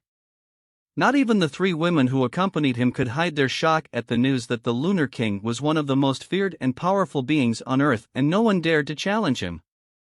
However, Su is always agile in her reasoning. He saw the reinforcements and knew he couldn't waste any more time. He approached the giant rabbit with a sense of gentleness, walking towards the rabbit's ears, and asked if the rabbit was there to look for him. Slowly the giant rabbit bowed to show its respect, an impressive sight, with its face touching the ground due to its size. Su made a pact to meet him in the same spot where they first met. With a squeal of joy, the giant rabbit leapt away, leaving everyone else in shock. The sassy man sneered, his eyes full of mischief. "You call it an attack," she teased, leaving the sassy man in silence. Suddenly, the shape of the crescent moon in the Moon King's pupil began to transform, until it was replaced by a dazzling, pristine full moon. It was as if the heavens themselves were witnessing the change of fate and the emergence of a new order. The Sawman felt a shiver run down his spine as he realized that something important was about to happen. The Moon King's eyes seemed to possess an almost supernatural power, drawing the man into their depths until he froze in place without responding to the three women around him. Memories began to flood his mind, swirling around him like a raging storm. He saw giant rabbit like this one had completely got his creature against. Memories began to flood his mind, swirling around him like a raging storm. He saw the giant rabbit as this one had completely gotten his creature contracted with ease. He saw the mysterious beast summoned by him and the last piercing gaze he received from the Moon King. It was too much to bear. The cheeky man's lips moved silently, whispering a single word only he could hear. Suddenly, he began to shake uncontrollably, as if his very essence was about to shatter into thousands of fragments. He held his head with both hands, screaming in distress. "Emperor, it was the Emperor," I heard, his voice shouted, echoing across the desolate landscape. His mind wrapped around an impending sense of as he tried to comprehend what he had witnessed. The bold man's thoughts were in disarray, his emotions a tumultuous maelstrom of fear and confusion. Finally, he let out a final scream with the name of the Lunar King before dashing into the abyss. Bold groaned as he slowly regained consciousness, feeling a throbbing pain in his head.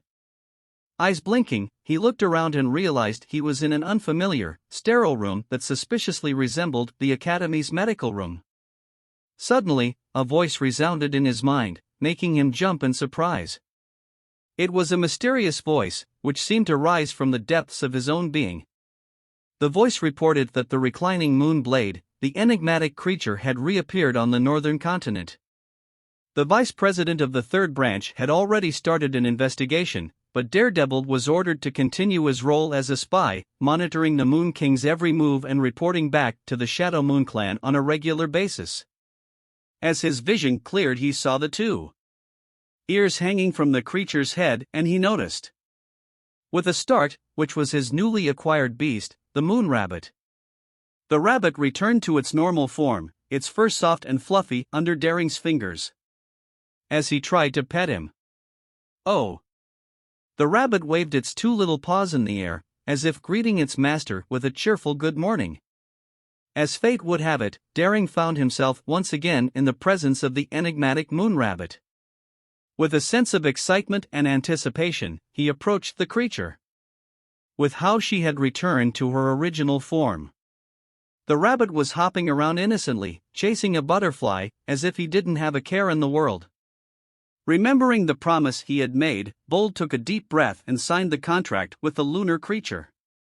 He couldn't help but wonder about the limits of the rabbit's power if he could overcome even the highest barriers and become a supreme-level beast.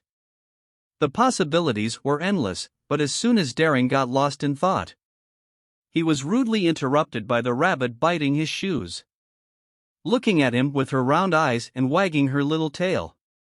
The youth can't help but stare at the palm of the bunny's shenanigans. He quickly shook off the thought and said no way. When the Daredevil emerged from his room, he was greeted by a hallway filled with a flurry of activity. People were running in one direction, their faces etched with panic and excitement. Surrendered, daring, he made his way through the crowd of people eager to find out why you're so worried. Luckily, he heard two girls discussing the appearance of an ultimate-level creature not far from the academy. His interest piqued and he picked up the phone and began searching for any news related to the incident. To his surprise, the first headline he found dealt with the elusive reclining moonblade, the only known weapon ranked as ultimate, which had also never acknowledged a beast tamer as its master. With hundreds of thousands of spectators gathered on the northern continent hoping to see the legendary supreme creature, some people started to connect the dots. The emergence of the legendary reclining monarch blade in the northern continent has sparked a frenzy among the people. Beatings and rumors spread like wildfire, speculating about the reasons behind the ultimate weapon's sudden appearance. Many believed it was no coincidence that the blade appeared in the same area where the enigmatic Lunar King resided. After reading the bold report, made the decision to go in the opposite direction. The two observers accompanying him were baffled by his choice, as they could not understand why the Moon King was not directly addressing the ultimate weapon, despite his yearning for it. Although it's tempting, Bold was no fool and he knew it would be embarrassing if he failed to face the reclining moon blade in front of hundreds of thousands of people. Instead, he decided to spend his time with the lovely servant, whose company he found so much more enjoyable. In the lunar laboratory, the servant rested his chin on his hooves, lost in thought. He couldn't help but wonder about Daredevil and what he was doing right now. The door opened, drawing his attention. Bold had arrived, and the little servant's heart leaped for joy. Although he tried to act calm and collected, his excitement was palpable. She asked the used one why he hadn't gone towards the reclining moonblade, expecting some explanation. Bold sat on the servant's bed and looked at her with a kind look, smiling. "A blade is not as pretty as you are," he said softly. The little servant blushed at the praise, his heart racing. When the used one grabbed something from his pants, the little servant's eyes widened with curiosity. What could he be taking? "No. Don't tell me it's too soon," he said, containing his anxiety. 4. They bristled with curiosity. What could he be taking? "Don't tell me it's too soon," said, containing the anxiety. To his surprise, the daring one showed a round object, a luxurious food item reserved only for supreme-level creatures. For the servant, who was always treated as a mid-level, that was something never seen before. She carefully examined the candy, admiring its cracked design and exquisite taste. Finally, she placed it delicately in her candy box, alongside her other cherished treats. She loved saving snacks and sweets, enjoying them while watching movies or reading novels. Before she left Switzerland, he requested the servant's phone number and added it to a messaging app. As he looked at the avatar she was wearing, he wondered if it was a representation of her ancestors.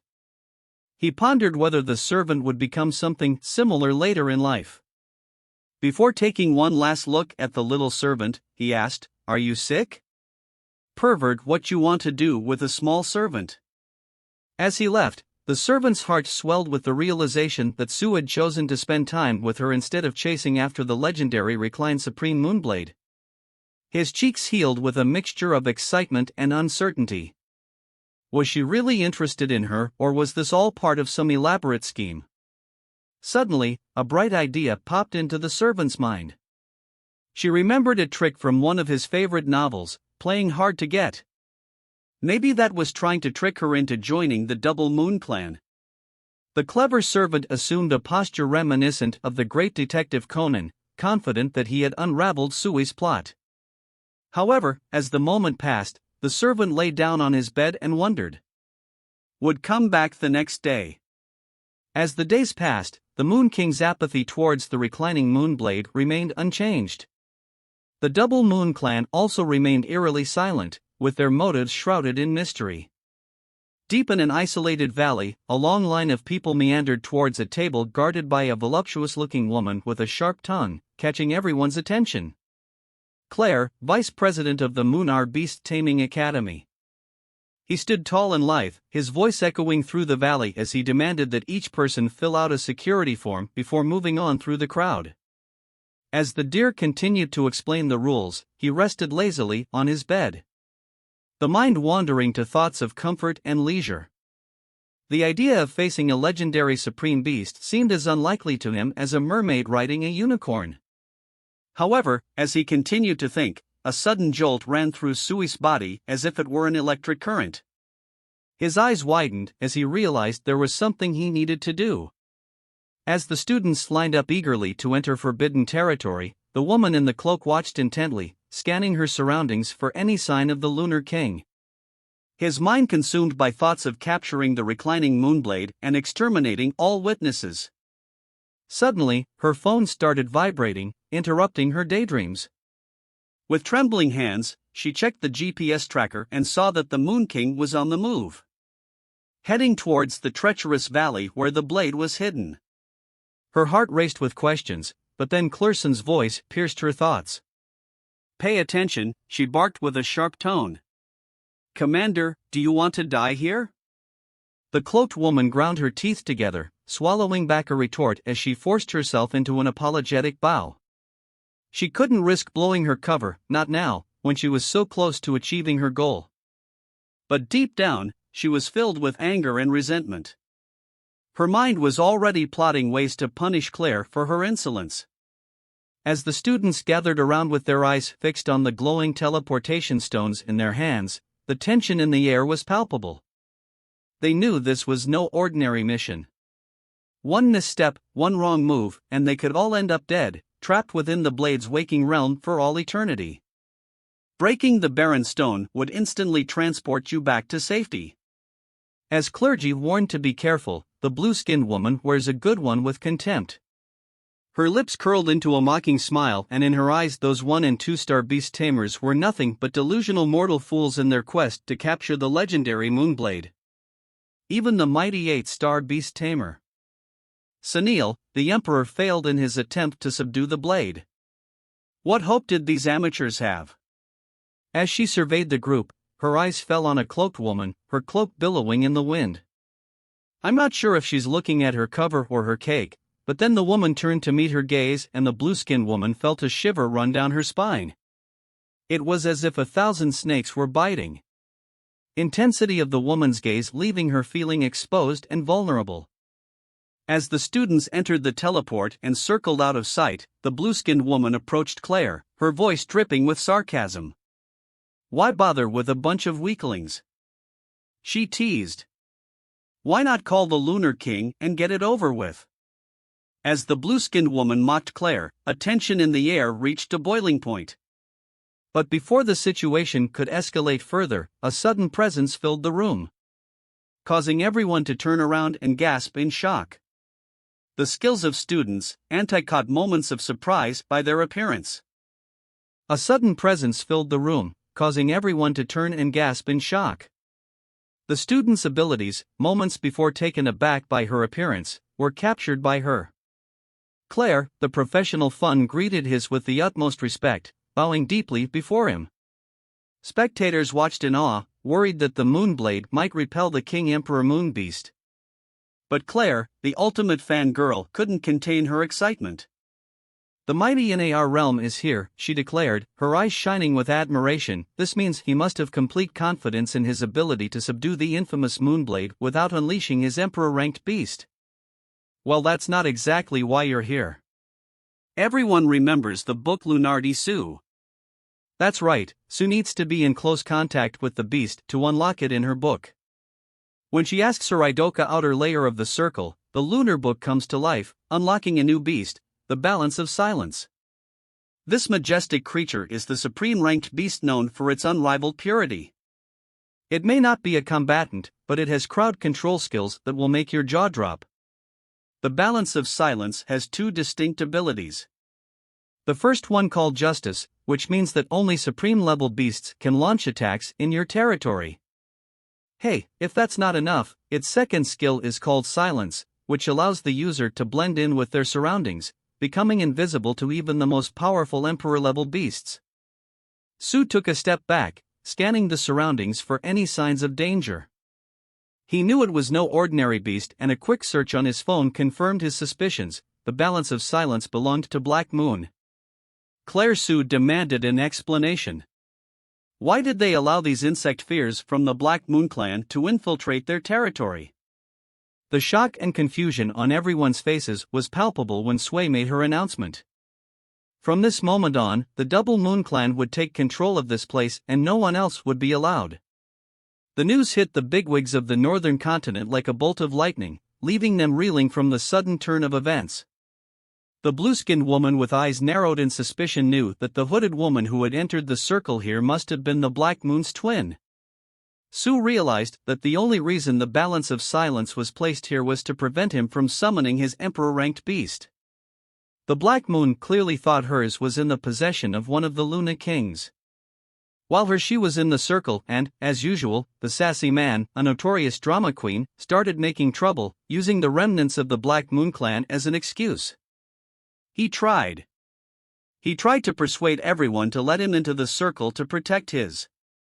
The bigwigs of the northern continent began to argue without knowing what to do. The impudent man was clearly intent on trying to wreak havoc and perhaps even kill Swi. He didn't want the big shots to go in with him. Then, with bandages covering his wounds, he limped toward the circle's entrance. Claire sensed that something was wrong with the cheeky man's behavior, but she couldn't place what exactly it was. Just as the impudent man was about to enter, a powerful wave of energy from the sky hit him, knocking him several feet away. As the dust settled, a woman wearing bells around her waist appeared, mocking the cheeky man. The woman who appeared before them belonged to the Double Moon clan, one of the most powerful and prestigious clans in the northern continent. She was one of the 12 elite officers, and her reputation preceded her wherever she went. "You must not pass Gandos," declared the woman, her voice echoing through the clearing. "This circle is under the protection of the Double Moon clan and we will not allow anyone to interrupt the peace." As the hooded woman ventured deeper into the circle, she felt a growing sense of unease. The silence was deafening, broken only by the sound of her footsteps crunching on the gravel floor. Suddenly, she felt a powerful energy discharge behind her. She ran towards the spot. There, in the center of the circle, was the reclining Monner blade. She approached the blade cautiously, her heart racing with excitement. With a confident smile on her face, she took a step forward, her body swaying like a willow in the wind. His eyes gleamed with determination and his flowing back hair seemed to dance around him like flames. When she held out her hands, she took a deep breath and spoke in a voice that drew attention. "I know what you want," she said, her words just go like a bugle call. "You rejected the one whom the Emperor and Saint of the Moon God clan associated with, as they were born with the good-ranked Emperor by their side. But you, my proud beast, cannot accept being in a lower status than anyone else." She paused for a moment, letting her words sink in. Then, with a flick of her wrist, she released her power, stamped with the symbol of a 6-star beast tamer. She declared with pride, "I am a 6-star beast tamer. Though I may not be as strong as those you rejected, I will be your rightful owner and I will prove it to you." With this she put her hand towards the Moonblade, a weapon of immense power that claimed the lives of countless beasts with a blinding flash of light. The very fabric of space and time seemed to come to a halt and the air surged with electrical energy as the woman's hand reached for the gun. When the tamer of the very fabric of space and time seemed to come to a halt and the air seized with an electrical energy as the woman's hand approached the gun. When the 6-star beast tamer reached the mysterious long moonblade, a sudden burst of bright light radiated from the weapon, stopping his hand in place. The impact was so hard that her hand dropped and she stumbled back in shock. The invisible barrier that blocked her path made it clear that she was unable to subdue the ultimate weapon. Confused, she scratched her head, not understanding what had happened. She had been told by the leader that she was the perfect person to capture the Moonblade. So what went wrong? As she struggled to come to a conclusion, a group of students from Zeta Lunardi, Sol appeared behind her, eyeing her with disdain and anger. They came to take revenge on the woman who had attacked 20 members of their sect. A few minutes ago, a young man found more than 20 members of his sect seriously injured on the side of the road. Before losing consciousness, he mentioned that a woman wearing a black cape, long and serpent-eyed, was responsible for the attacks. With a cold, sarcastic smile, the woman looked at the group with her serpentine eyes. She was furious at being rejected by the Moonblade and now had to deal with a group of disdainful opponents. "Who do you think you are?" she spat, in a venomous voice. Defiant, she taunted them, "Come on, show them what you're made of." The woman clenched her fist and a wave of power coursed through her body, followed by a burst of light. 3 supernatural spheres appeared behind her, each one pulsing with mysterious energy that sent chills through the members of the lunar sect. These were no ordinary beasts, but rather the evil moon, floating shadow, and thunderous moon, all high-ranking beasts. The sect members backed away, eyes wide with disbelief.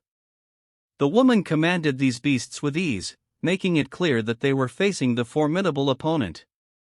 With the flick of her wrist, the woman signaled her beasts to attack. The massive bodies collided with the lunar sect members, shaking the ground hard. The air filled with blood as the beasts ripped at their opponents with sharp claws and teeth. The sect members were hopelessly outmatched by the beasts themselves, Inca, unable to face the trio of fearsome women. In a matter of minutes, the carnage was over. The woman was left alone in the room, her clothes immaculate and her face undisturbed. The only audible sounds were groans of pain from the wounded and the bones crushing under her feet. Her eyes cold and distant, she surveyed the scene, picking up the corpses of her opponents scattered across the floor like discarded toys. As the woman stared at the reclining Manhwa blade, a ripple of citation coursed through her veins.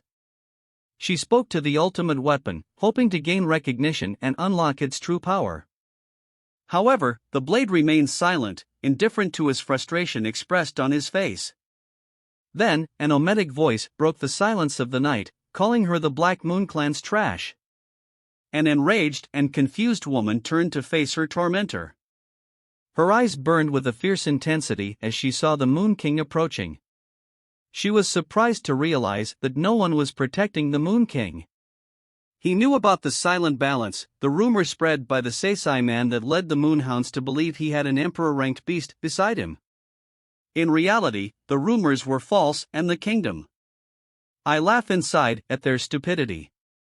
The Moon King agreed with the woman, acknowledging that relying solely on an emperor-ranked beast would not make him invincible.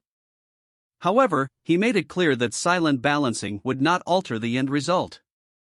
The woman's expression changed, revealing her lack of understanding of how Lunard King discovered the existence of silent balance. Della fixed his eyes on hers as if he were looking straight into her soul, giving her a warning. He advised to break the teleportation stone and run for his life before his Double Moon clan took over the area. The woman was taken aback, her instincts told her to run, but her greed drove her to risk it. However, Sus approached the reclined Moonblade. The woman's greed prevailed. She couldn't resist the temptation of such a powerful weapon and ordered her beasts to attack her. The air charged with energy as the trio of beasts charged towards him, unleashing their most powerful abilities. Just as the attacks were about to hit him, Su was suddenly surrounded by a glowing barrier that protected him from harm. Her heart lightened as she saw that her moon reflection technique shielded him from the success of the nearby man's attack. He muttered under his breath, knowing his moon reflection couldn't strike back, but it was a convincing bluff. The woman was consumed by a tumultuous storm of embarrassment and jealousy, her emotions swirling inside her like a hurricane. She clasped her hands together tightly and slammed the blood that dripped from her, while chanting the mysterious incantation. A circle began to form under her feet and the ground beneath her began to shake violently. A giant black cloud formed in the sky, crackling with dark energy. As the dark clouds gathered and slithered through the darkness, a huge black snake emerged, its scales gleaming with an unearthly brilliance, reflecting the faintness of the air. Her burning eyes seemed to pierce the soul of those who looked at her. The serpent coiled and uncoiled its muscular body, filling the air with a sense of dread and foreboding. Its huge black fangs were long, sharp, and gleamed menacingly. The very fabric of space and time seemed to come to a halt, and the air seized with an electrical energy as the woman's hand approached the gun. When the six-star beast tamer reached the mysterious long moonblade, a sudden burst of bright light radiated from the weapon, stopping his hand in place. The impact was so hard that her hand dropped and she stumbled back in shock. The invisible barrier that blocked her path made it clear that she was unable to subdue the ultimate weapon. Confused, she scratched her head, not understanding what had happened. She had been told by the leader that she was the perfect person to capture the moonblade. So what went wrong? As she struggled to come to a conclusion, a group of students from Seta Lunardi, Seoul appeared behind her, eyeing her with disdain and anger. They came to take revenge on the woman who had attacked 20 members of their sect. A few minutes ago, a young man found more than 20 members of his sect seriously injured on the side of the road. Before losing consciousness, he mentioned that a woman wearing a black cape, long and serpent-eyed, was responsible for the attacks. With a cold, sarcastic smile, the woman looked at the group with her serpentine eyes. She was furious at being rejected by the moonblade and now had to deal with a group of disdainful opponents. "Who do you think you are?" she spat, in a venomous voice. Defiant, she taunted them, "Come on, show them what you're made of."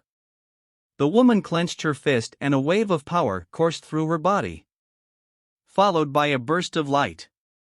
3 supernatural spheres appeared behind her, each one pulsing with mysterious energy that sent chills through the members of the lunar sect. These were no ordinary beasts, but rather the evil moon, floating shadow, and thunderous moon, all high-ranking beasts. The sect members backed away, eyes wide with disbelief. The woman commanded these beasts with ease, making it clear that they were facing the formidable opponent. With the flick of her wrist, the woman signaled her beasts to attack. The massive bodies collided with the lunar sect members, shaking the ground hard. The air filled with blood as the beasts ripped at their opponents with sharp claws and teeth. The sect members were hopelessly outmatched by the beasts themselves, Inca, unable to face the trio of fearsome women. In a matter of minutes, the carnage was over. The woman was left alone in the room, her clothes immaculate and her face undisturbed. The only audible sounds were groans of pain from the wounded and the bones crushing under her feet. Her eyes cold and distant, she surveyed the scene, picking up the corpses of her opponents scattered across the floor like discarded toys. As the woman stared at the reclining Manhwa blade, a ripple of citation coursed through her veins.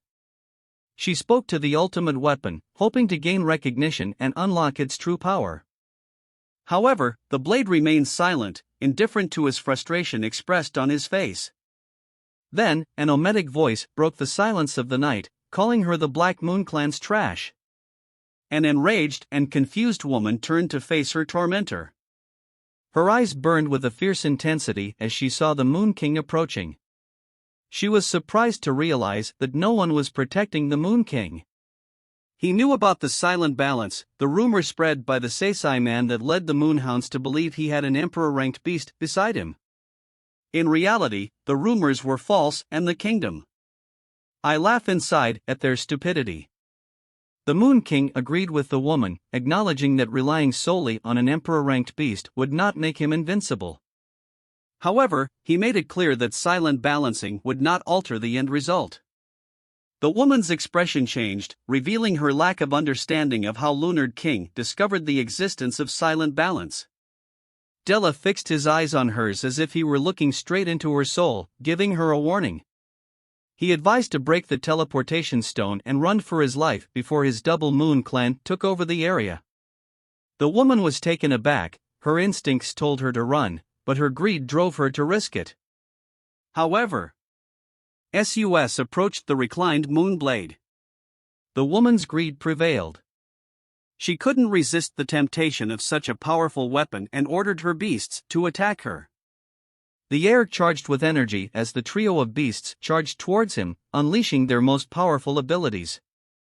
Just as the attacks were about to hit him, Su was suddenly surrounded by a glowing barrier that protected him from harm. Her heart lightened as she saw that her moon reflection technique shielded him from the success of the nearby man's attack. He muttered under his breath, knowing his moon reflection couldn't strike back, but it was a convincing bluff. The woman was consumed by a tumultuous storm of embarrassment and jealousy, her emotions swirling inside her like a hurricane. She clasped her hands together tightly and slammed the blood that dripped from her, while chanting the mysterious incantation.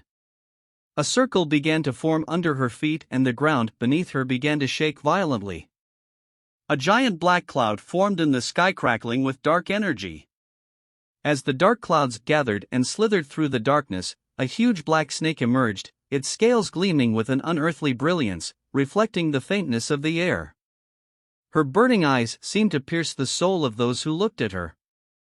The serpent coiled and uncoiled its muscular body, filling the air with a sense of dread and foreboding. Its huge black fangs were long, sharp and gleamed menacingly.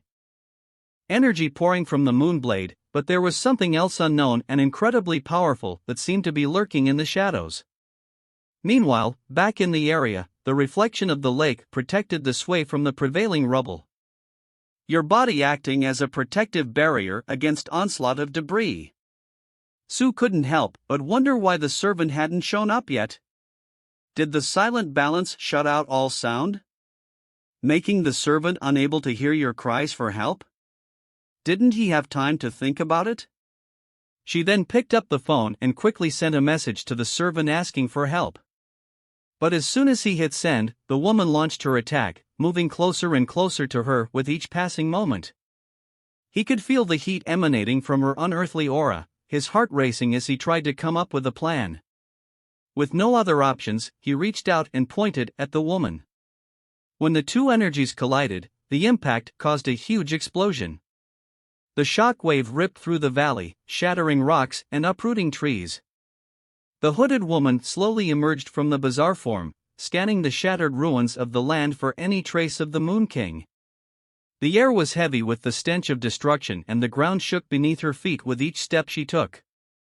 The moonblade floated in the air, its metallic surface gleaming in the sunlight. She couldn't feel any trace of the Moon King and her heart raced as she began to wonder if he had been reduced to nothing but dust. Lost in thought, the woman pondered her next move.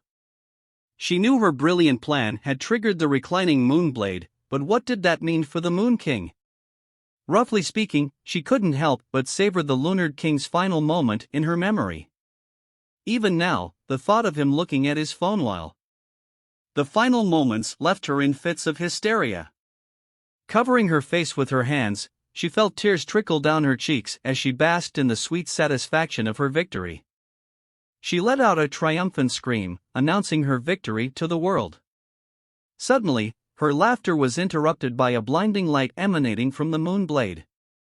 The woman's heart leapt in her chest as she watched in wonder as the blade began to glow with unearthly energy. That could only mean one thing: the blade had been awakened a second time. But her jubilation was short-lived, as the blade's glow intensified as the woman was engulfed in blinding light. As the light dimmed, the woman found herself standing amidst a pile of corpses and streamers, her bodies writhing, reminding her of nothing more than a pile of feces. As she looked into the distance, she could see the Moon King emerging from the seeded dust, his clothes untouched, without a single spot of dirt. But it was the figure behind him that really caught her attention once. An imposing figure with majestic horns reaching his own. For a moment, the woman was filled with despair. What hope did she have against such a powerful enemy? But then she remembered the teleportation stone she was holding tightly in her hand. With trembling fingers, she pulled it out of her pocket and prepared to make her escape. However, before she could leave, there was one last thing she needed to see: the Moon King's beast. She knew it might be her only chance to witness this magnificent creature, and she wasn't about to let it pass. The woman standing before her was a breathtaking sight, with an ageless beauty that seemed to be otherworldly. Her flowing hair was as white as freshly fallen snow, cascading down her back like a river of silver. Her skin was pale as the moon, and it was the magnificent horns on her head that really took your breath away. The Ziegler gracefully curved in the air like an ivory crown, enhancing their captivating presence. A dazzling jewel adorned her forehead, radiating a mesmerizing array of colors. The woman's eyes widened in disbelief as she took in the massive creature before her. The servant towered over his serpent, easily 5 times larger and more imposing. She had never encountered such a creature in all her years as a beast tamer, and a sense of despair washed over her. Looking at the Moon King, she couldn't help but wonder how a star beast tamer could harness the true power of such a magnificent beast. It all felt like a cruel joke. Meanwhile, Su was equally impressed with the little servant's transformation from fluffy and cuddly to a breathtaking creature. Sui couldn't help but wonder if the servant would ever be so attractive as the female ghost lurking behind them. However, her thoughts were interrupted when the servant's voice urgently questioned whether he had a plan to stop the reclining moonblade. The last thing they need. As the female ghost lurking behind them. However, his thoughts were interrupted when the servant's voice urgently questioned whether he had a plan to stop the reclining moonblade. The last thing they needed was to be attacked again. He was speechless at the creature's request. Then lightning struck, and Sui's heart raced as he realized he had already come into contact with the deadly blade. With a sense of urgency, he frantically pulled out his moon book and quickly scrolled to the next page. On the reclining lunar blade. He needed to act quickly if they were to get out of this situation alive. After what seemed like an eternity, he finally came across a passage that described a mythical creature that dates back to ancient times. The word leaped off the page, painting a vivid picture of the beast's relentless pursuit of its lost scabbard since the break of moonlight. For millennia, the creature scoured every corner of the earth, tirelessly searching for the elusive sheath that had been taken from it. His quest became an endless cycle of sleep and wakefulness, and his resolve never wavered. But despite indescribable that had been taken from her, her quest became an endless cycle of sleep and wakefulness, and her resolve never wavered. But despite her tireless efforts, the scabbard remained out of her reach. Time passed, the creature grew tired of its endless pursuit and eventually withdrew from the world, using it to communicate with any living being. Under the book's description, she also indicated that the weapon's other part, the scabbard, is currently locked. Su's mind raced like a bullet train, considering every possible way to communicate with the enigmatic moon blade. The glowing blade was poised in an attacking stance, ready for any threat that dared approach it. Su could feel the energy pulsing through the air, charged with an unearthly force that made her hair stand on end. Suddenly, the moon blades glowed brightly, emanating a fiery glow from within. As the Black Moon Clan woman fled back to her shelter, the moonblade exchanged a meaningful look with the servant, their energies colliding in the air like a symphony of light and sound. Sui knew he had to act quickly before the opportunity slipped away. With firm steps, he approached the moonblade, his hands outstretched in a gesture of peace. Wearing its scabbard, Frost of the Crescent Moon, Sui asked, his voice tight and commanding. "Let's make a deal. I promise to bring the scabbard to you within 3 years in exchange for one condition." The moonblade seemed clearly hit by the words from his eyes. His eyes widened with curiosity. Sui took a deep breath and swore in his name. Like the Lunar King promising to bring her the scabbard within 3 years. But there was a problem. In return, she had to agree to one condition. The moonblade knew exactly what her mind was thinking. Slowly, she closed her eyes, allowing her hand to penetrate the shield. The reflection of the lake turned into a still lake and began to blur and churn, the once calm waters turning into a swirling vortex of power. The Luna blade, now circling inside the miniature tornado, seemed to be leaning in to process it, recognizing it as its new master. With a sudden gust of wind, the lunar blade descended and plunged into Sui's waiting body. Sui felt a wave of energy coursing through his body, vibrating with a newfound strength. The servant, now looking on, soon learned that this news would surely cause a ripple throughout the kingdom. The woman who was watching from a distance was stunned. She knew that tens of thousands of beast tamers throughout history had tried and failed to capture the reclining moon blade. It was said that the blade could not be destroyed, but the moment it became a contracted beast. Therefore, life would be held firmly with its owner. And the only way to make a contract with her was to prove yourself as an unstoppable warrior. The woman knew with unshakable conviction that she had to relay this message back to the nefarious Black Moon clan. Even if it meant sacrificing your own life to do it. She had no choice but to take drastic measures. With fierce determination gleaming in her eyes, she summoned her colossal serpent with the rumbling roar and recklessly charged towards it, fueled by desperation and a fierce desire to complete her mission. Sweet turned, locked eyes with the woman, instantly realizing she had seen too much. Without hesitation, the deer unleashed a devastating blast of purple energy from its mouth, which surged forward and destroyed everything in its path, including the colossal serpent and even an entire mountain. It was so strong that shock waves rippled through the air and the ground, causing everything to shake in its wake. As the dust settled, the woman coughed up the blood, realizing that she had finally put all the pieces together and discovered the White Flower servant's true identity. She knew she had to flee immediately, so she reached into her pocket and retrieved a teleportation stone. However, she needed to create a diversion to distract her and the White Flower servant. From her 3 high-ranking beasts, they sent to attack Sue and the White Flower servant. The woman's heart was pounding furiously in her chest as she pressed desperately on the teleportation stone in hopes of breaking it without drawing unwanted attention. But just as she thought she'd gotten a sudden gust of wind, it swept through her outstretched fingers, snatching the stone from her hands in the blink of an eye. To be horror, she saw the teleportation stone floating away from her, its tiny wings flapping furiously as she carried the stone back to process. The woman's heart sank as she realized the depth of her madness, realizing too late that she had underestimated the Moon King and his cunning tactics. Sway's eyes sparkled with Dell.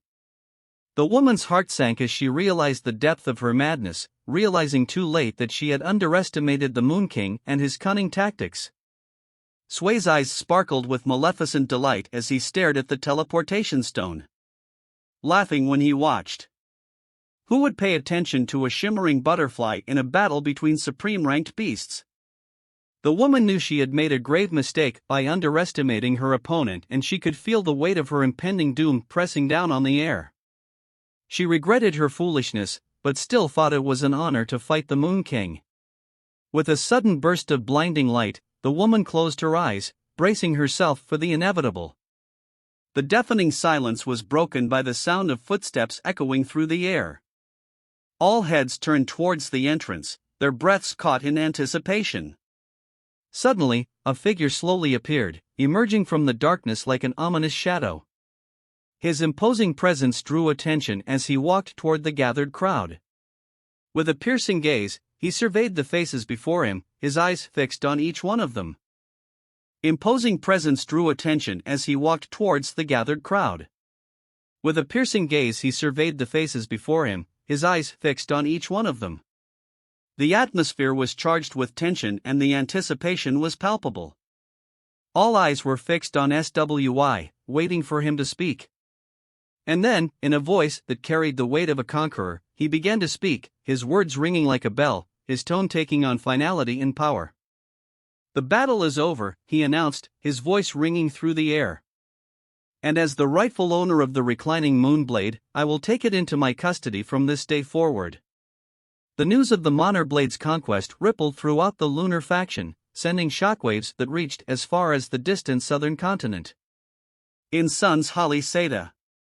Amidst a tranquil, natural hot spring surrounded by blossoming cherry trees, a woman surrendered to his relaxing embrace, her serene moment abruptly interrupted by an urgent summons from her subordinate bearing news of the capture of the Monoblade, as Emperor Thumblaps. Cupped hands holding a handful of water. She displayed a remarkable lack of surprise. It was clear to her that the Lunar King was the chosen one. After all, the Lunar King is equal to his beloved by heaven itself. Born as a prodigy, tamer of beasts, commander, a beast ranked as. Moreover, the Moon King's growing oils possessed the incredible ability to peer through the veil of existence, perceiving everything in the vast realms of the world. Curiosity filled her mind as she pondered who the heavens truly favored. A malicious smile. Her lips as she quickly ordered her subordinates to cancel the preparations for the Moon Goddess Festival.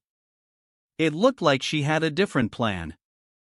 Meanwhile, on the coast that connected the central continent with the northern expanse, a mysterious figure shrouded surveyed the vast ocean. Remaining in silence, the person listened to his loyal mate inform about the imminent arrival of a VIP with an air of calm. The caped individual asked the maid if she believed he would lose again to the Moon King. The maid, although she was the only officer left, the head and replied that she never doubted her ability to defeat the Lunar King and restore glory to the Black Mon clan. Moments later, ripples disturbed the surface of the peaceful waters and two women emerged from within, each with an aura of undeniable power, representing form. Name Hell. The two women have arrived to forge an alliance with a man united in his goal to overthrow the Lunar King, ensuring their plan succeeds. A man exuded confidence as they set out for Lunarbus Academy inside the museum. The esteemed celestial Lunar stayed stuck on learning that the Moon Goddess Festival was on the horizon. An event that only occurred once every 1,000 years. Sway, overcome with dismay, covered her face as a message from the Academy director appeared on her screen, notifying her of the impending festival. However, it was crucial.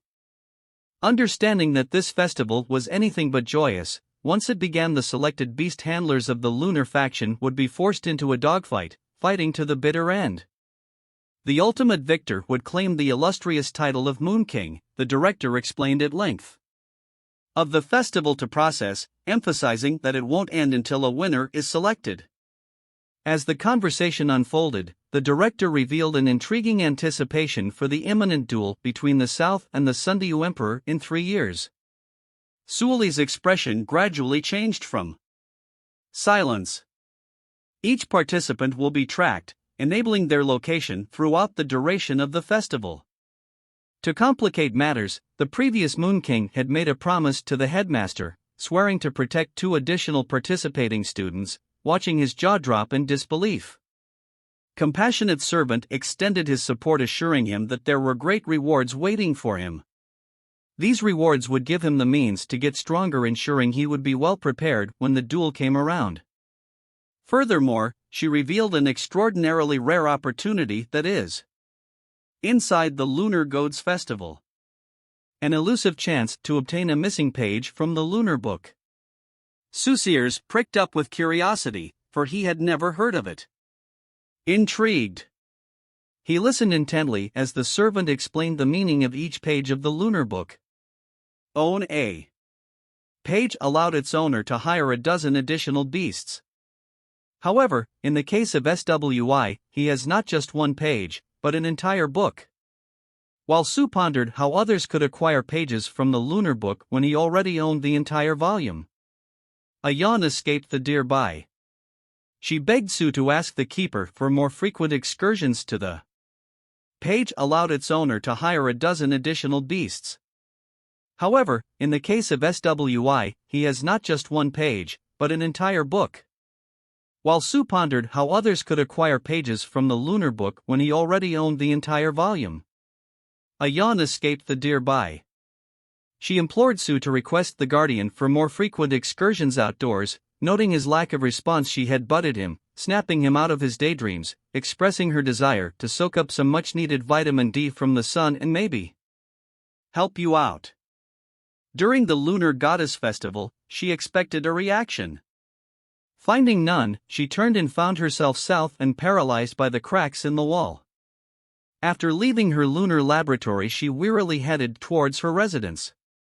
Moments later, she received a message on her cell phone containing the data of the 2 attending students.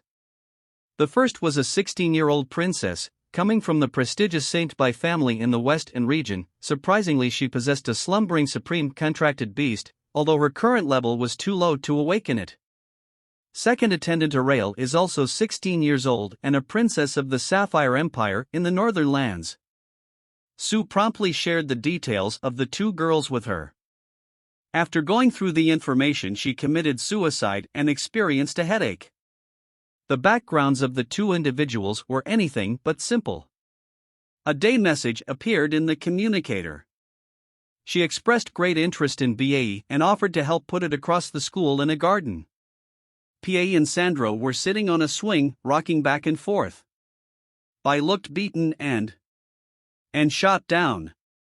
She was excitedly preparing to witness the blade's magnificent prowess, but to her dismay, rocking back and forth, I looked beaten and haggard. She was excitedly preparing to witness the Moonblade's magnificent prowess, but to her dismay she discovered that the Moonblade had already been tamed. They let out a sigh and started walking towards the field square. A moment later, the two despondent girls left the garden. An adorable little servant suddenly appeared from the nearby bushes. She had been mesmerized by his look and smell. Suddenly the sky began to rain, accompanied by an icy breeze. The already dark sky got even darker. The little servant looked up and saw a colossal creature of blue water slowly emerging from the clouds. Thousands of meters up and straight down in a matter of seconds, accompanied by a downpour. The creature from blue water grew bigger and bigger. The little servant's face became grim. She gradually witnessed the 7 stars engraved on the creature's body, indicating an ultimate beast. The huge giant stopped in front of BA and Sandra, both soaked, and said to the two girls, "You have 10s to summon your beasts." Both. The two girls had never experienced pressure from a supreme level. Sandra were petrified with fear, unable to move. At Luna Bistuming Academy, in front of the entrance to a royal mansion, several maids followed a glamorous and elegant young woman. Girl had long emerald green hair and eyes like green gemstones. She was the 4th princess of the Saparamun Empire. At this moment, as she looked at the rain falling from the sky, the expression on her face was somewhat displeased. One of the maids came forward to an umbrella for her as they headed to the field. Along the way, the steel gaze constantly examined the small animals passing by. Suddenly, a small radiant sparkling butterfly appeared, drenched by the heavy rain, and stretched out its right hand, allowing the sparkle landed in her palm. Witnessing this scene, one of the maids frowned and said, "Your Highness, this is a low-level beast," and so pleased he looked at the maid and commented, "Low-level beasts are so adorable. Maybe even the NAR kingdom plays with these cute, low-level beasts at home every day." Suddenly a crisis arose. All the maids immediately went on high alert without their knowledge. Not far, a black-haired woman with long horns walked towards them. With a smile. A malicious smile. The maid captain instinctively knew that woman was dangerous, but from behind she snapped, "Get your ugly ass out of my face." The woman with the horned head expression changed slightly. Looking displeased, she summoned her beast and let out a smile about how she was assigned to handle a young girl. When the gazelle appeared, all the maids displayed expressions of facing a formidable enemy. It turned out to be supreme level evil-eyed gazelle. Right now, and AO finally realized that this woman was from the clan Black Moon. Night beast time at Praca do Campo. Thousands of students gathered, all of whom received notifications to come to the central stage at Praca do Campos. Deputy Principal Claire looked around but couldn't find Real and Bai. She suddenly had a bad feeling. Another vice. Eric also frowned. Lyra felt impotent, took the microphone and presented the rules of the festival of the Goddess of the Moon to all the students. Nobody knew the exact start time of the festival, but you had to prepare in advance. Flair began by stating that once from the Moon Goddess began the lunar faction's holiday, tamers would be selected to participate in sacrificial battles to please the ancient gods. The winners of each battle would receive unimaginable rewards. The final rule of the Moon Goddess Festival was that from Re. Another voice began to speak. Everyone fought each other until only one person remained alive. That person would be the true Moon King of this era. Amidst the stunned and incredulous stares of the entire academy, Vice Principal Claire's expression became extremely peculiar and Eric became equally shocked. However, the crowd quickly realized that the last sentence was not said by Claire. Under Claire's furious gaze, a golden orb flower with a face appeared from the crowd and had 7 stars embedded in its forehead. The 2 directors reacted instantly and shouted, "Get everyone back immediately!" But before they could react, a golden flash covered everyone's vision. A violent explosion shook the entire square, instantly destroying the entire square and reducing nearby buildings to ashes. Strong gusts of wind made it impossible to keep your eyes open. Deafening roar, the 2 deputy directors felt a sense of despair. There were thousands of students here. After a few seconds, as the smoke slowly dispersed, Claire had an expression of disbelief.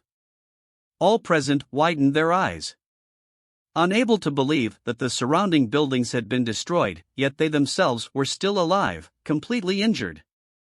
The golden face sphere, realizing that its attack had been absorbed, understood that the Moon King had intervened, and indeed Suyu closely watched the of the golden spheres remained strangely calm.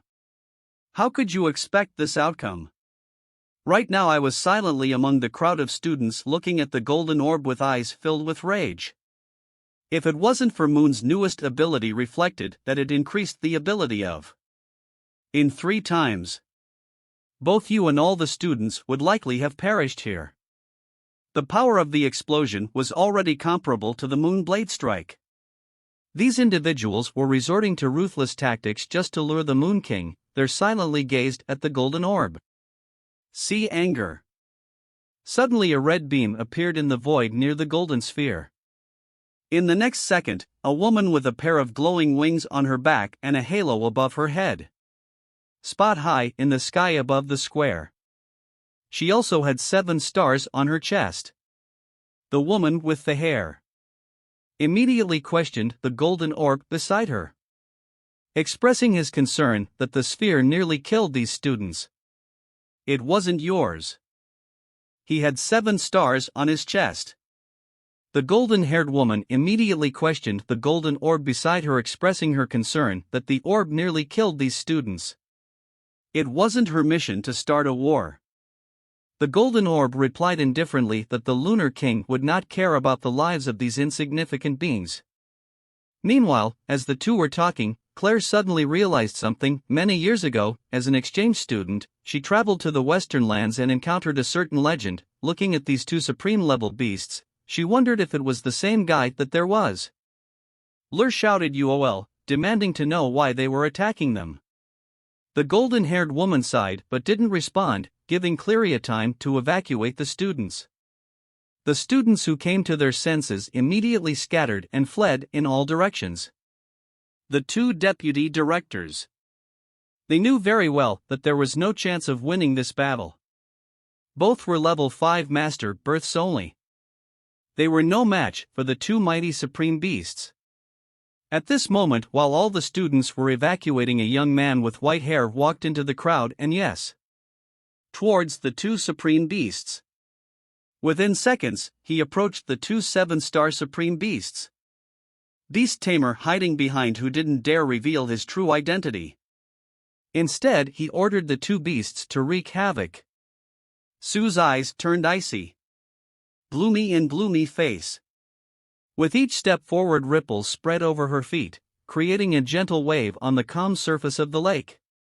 The serene lake reflected the enchanting moonlight and water energy, a green blade already as if it were made of ethereal. The moment the moon blade appeared, it widened its eyes, fixing on the enemies ahead with a fierce gaze. The expressions of the 2 supreme-level beasts drastically changed, but before they could react, the brightness of the terrifying blade was already within reach. The overwhelming pressure that surged like a tsunami the next moment witnessed a stellar explosion. The blade's glow soared into the sky, blinding everyone as they could see nothing but the blinding light. The terrifying aura swept across, causing the buildings ahead to be destroyed. It took more than a minute for the dust in the air to gradually settle.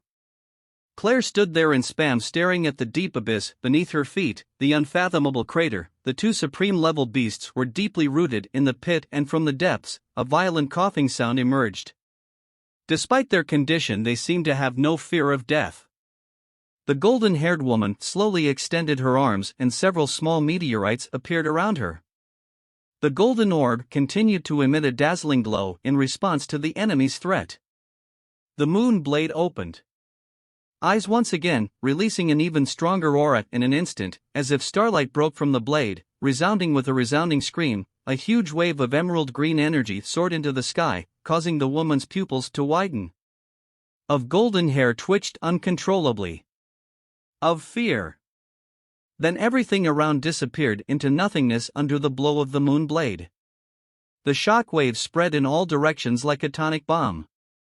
After a few minutes, the night sky regained its calm. It was at that moment that one of the students suddenly saw something under the moon. As an object resembling a second moon. When the smoke cleared, two figures emerged. The golden orb turned into a woman, and she hysterically questioned why the golden-haired woman had created a full moon. Tears streamed down the face of the golden-haired woman. When feeling that death was not scary in theory, but when confronted with it, she reacted instinctively. Her ability was to create a full moon lasting 5 minutes under the full moon's influence, which allowed her to withstand a blow from the moonblade. In the next second, a breath sent shivers down their spines, confirming her worst fears. True to the influence of the full moon, a new crisis unfolded. They turned their heads abruptly and saw a giant long-eared rabbit in the silvery glow of the full moon. The night sky lit up. Rabbit appeared before the two supreme beasts. His tail swung from side to side, while the two supreme beasts had grave expressions. It could be an ultimate beast, but it looks like a low-level moonlight bunny. What was even scarier was the strange of lunar blade on moonlight illumination. Now he was enveloped in an aura bypassed and fluid. They knew very well that they would not last a single minute under these circumstances. At that fleeting moment, a totally unpredictable event occurred. The monarch blade hurled its greatsword and struck the gigantic moonlight rabbit. However, in the next second, the moon blade slowly turned, casting a glare at them. And he had just left with a group of maids when, suddenly, they were controlled by Clan Black Moon's followers. They found themselves trapped in a void. In front of them was a formidable high-level beast. The Gazelles of Evil Oils. Its 5 pairs of oils emitted red laser beams that instantly obtained all high-level beasts in its path. And one had no choice but to summon his ultimate beast. In an instant a gigantic eagle covered in green scales appeared. The horned woman sneered, mocking the beast but in seconds the wings of the blue-winged serpent were riddled with dozens of holes. He shook in agony, emitting a painful red. The horned woman explained that the eagle from blue did not belong to the moonlight attribute and was incompatible with the powers of what prevented its growth. Azul, Vinge Diego was created to protect as a member of the royal family. In reality, and when it came to Lunarbus too. Encounter a true supreme beast of the lunar attribute before reaching adulthood. As the eel wasn't sure what to do next, the maid's high-level beast captain suddenly picked up and with his tail and rushed to the rear. The captain intended to sacrifice her own life to win. For the princess to escape. The horned woman yawned, sneering dismissively with a casual wave of her hand. The antelope next door. Captain intended to sacrifice his own life to buy time for the princess to escape. The horned woman yawned, sneering dismissively with a casual wave of her hand. The antelope beside her opened its mouth and several red bolts shot out, piercing the bodies of all the companions. The attack also hit the captain's beast and it fell to the ground, pale and desperate, its gaze turned back. Half of the body of the blue Lotta eagle was already gone, leaving a trail of corpses in its wake. Meanwhile the woman with the horn approached alcohol with a satisfied smile. She walked slowly. How to taste? torment he was about to inflict, and as he crawled desperately behind a shimmering butterfly flies from his palm, flapping its wings frantically in the air. The poor sparkling butterfly was held down with rain-like force and almost suffocated. Finally able to breathe, and the presence of the butterfly, both the dark-haired woman and the evil-eyed gazelles were perplexed. Suddenly the two fell to the ground, completely paralyzed and shaking uncontrollably. How could this be? How could there be a shimmering butterfly here? Upon seeing the sparkling butterfly, the horned woman lost control of her emotions. Hua, not knowing what was going on, quickly got up and ran away. The horned woman was unable to do anything, lacking even the strength to lift a finger. She and the girls of evil eyes clung tightly to the followers of the butterfly seemed to be an omen of nightmares. They would never forget that night, and the shadow it cast lasted for years, haunting them endlessly. The rain fell heavily, accompanied by winds. Before two female students rose to their feet like an enormous rain giant. The girls had never faced such overwhelming pressure before and were momentarily paralyzed with fear. Unable to move, the rain giant began its countdown. He had already reached. A servant watched from the shadows, realizing that the blue water recipe had arrived. She knew that behind every 7 stars the beast represented the presence of an emperor. After a period of silent and desperate waiting, the countdown finally came to an end. The rain giant raised his hand and said that you cannot control your own beasts. To the next. With those words, he conjured a ball of water in his hand and gently swirled it, causing a flood that knocked both girls over. However, in the next second, the girls, unexplained, floated to the surface, surrounded by a cloud like a lifebuoy.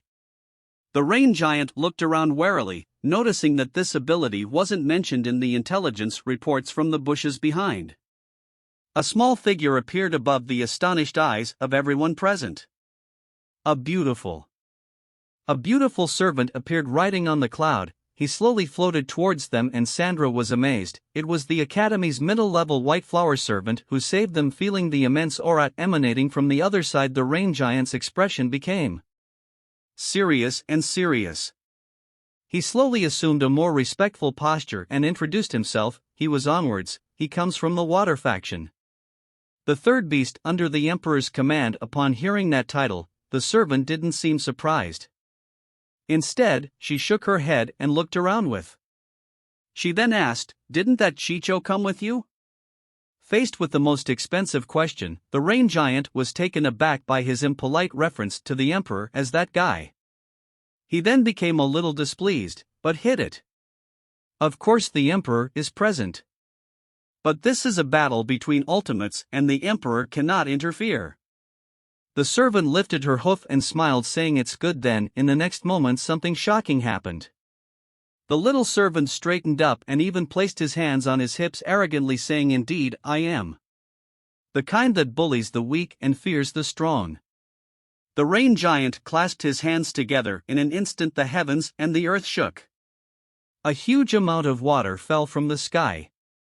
And in the center of the water the little servant suddenly felt an unrivaled pressure. The next moment, the body of the servant appeared like a cloud, only to reappear and subside. Witnessing this, the rain giant's expression became solemn. He clenched his hands tightly as the rain in the sky converged and compressed, forming a vortex of water. Suddenly, stopped towards the servant, creating a deep hole in the ground. Believing he had defeated the servant, the dark clouds started to dissipate. The rain giant looked up to the sky where a bright full moon appeared. He was surprised that the clan Black had not summoned a full moon without your knowledge. Luckily he defeated Sarah. Otherwise, as a water-based beast, how could he have fought an ultimate level beast? Lunar-type beast under the full moon. He got angry and wanted an explanation. Just then, he suddenly felt an immense pressure behind him. He stopped and, slowly, unable to believe what he saw. Various complex emotions flooded his mind. Standing beside the deep well was a beautiful white-haired woman with horns like twigs protruding from her head. making her even more attractive. The white-haired woman looked at him. His beautiful purple eyes and spoke, suggesting they wait until the full moon was over before fighting. She claimed that she actually didn't need the full moon to defeat the rain giant. Hearing this, the rain giant became enraged. His rage burned inside him as he charged against the white-haired woman. But in the next moment, his colossal body suddenly froze in the void behind the white-haired woman. A horn that extended for hundreds of meters appeared out of nowhere, piercing the rain giant and piercing the firmament. The giant of. He looked desperately at the white-haired woman. The white-haired woman sneered and repeated once more that she actually didn't want to take advantage of him during the full moon. The rain giant tried to say something, but no words came out. Then your body dissipated into the sky 3 minutes ago. Praca do Campos lay in ruins, its once vibrant structures reduced to rubble, suspended in midair. The blade. Then his body dissipated into the sky. 3 minutes ago, Praca do Campos lay in ruins, its once vibrant structures reduced to rubble, suspended in midair.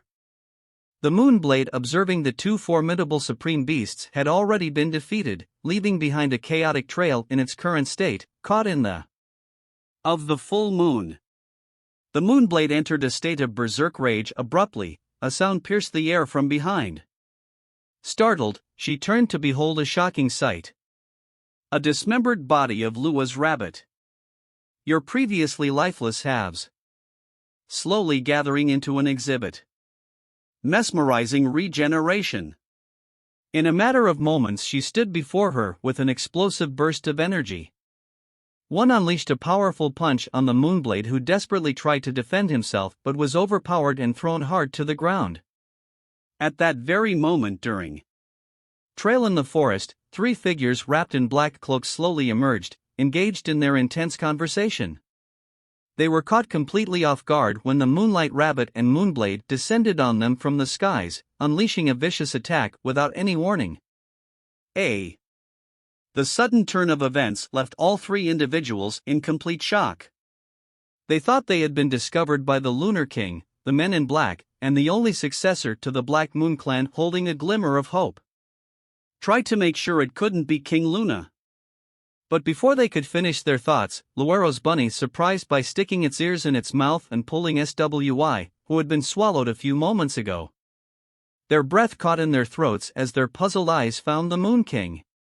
Taking a quick look around, roughly assessed the strength and identity of the trio. At Sue's questioning gaze, the three individuals fell into an eerie silence. The visibly nervous blue-haired woman, to the point of suffocation, finally found the courage to break the silence after what seemed like an eternity. Slowly trickled down her forehead as she gathered the strength to respond. She claimed to be a tamer of beasts from the underworld, chased as a gift just to greet the all-powerful Lunar King. She emphasized that she had no intention of starting a war against the Moon King. However, as soon as the strained words left the blue-haired woman's lips, one of the Men in Black burst into a shout, declaring, "I have come to war against you." The Black Moon taunt instantly captured Sui's full attention, though Sue's expression remains altered. They could still feel the Moon King's chilling gaze piercing through them. In an instant, his entire body shook uncontrollably, cautiously echoing a Man in Black warning that he will seek revenge and bring about his defeat.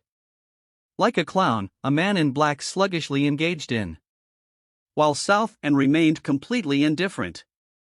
His eyes icy and fixed on the group.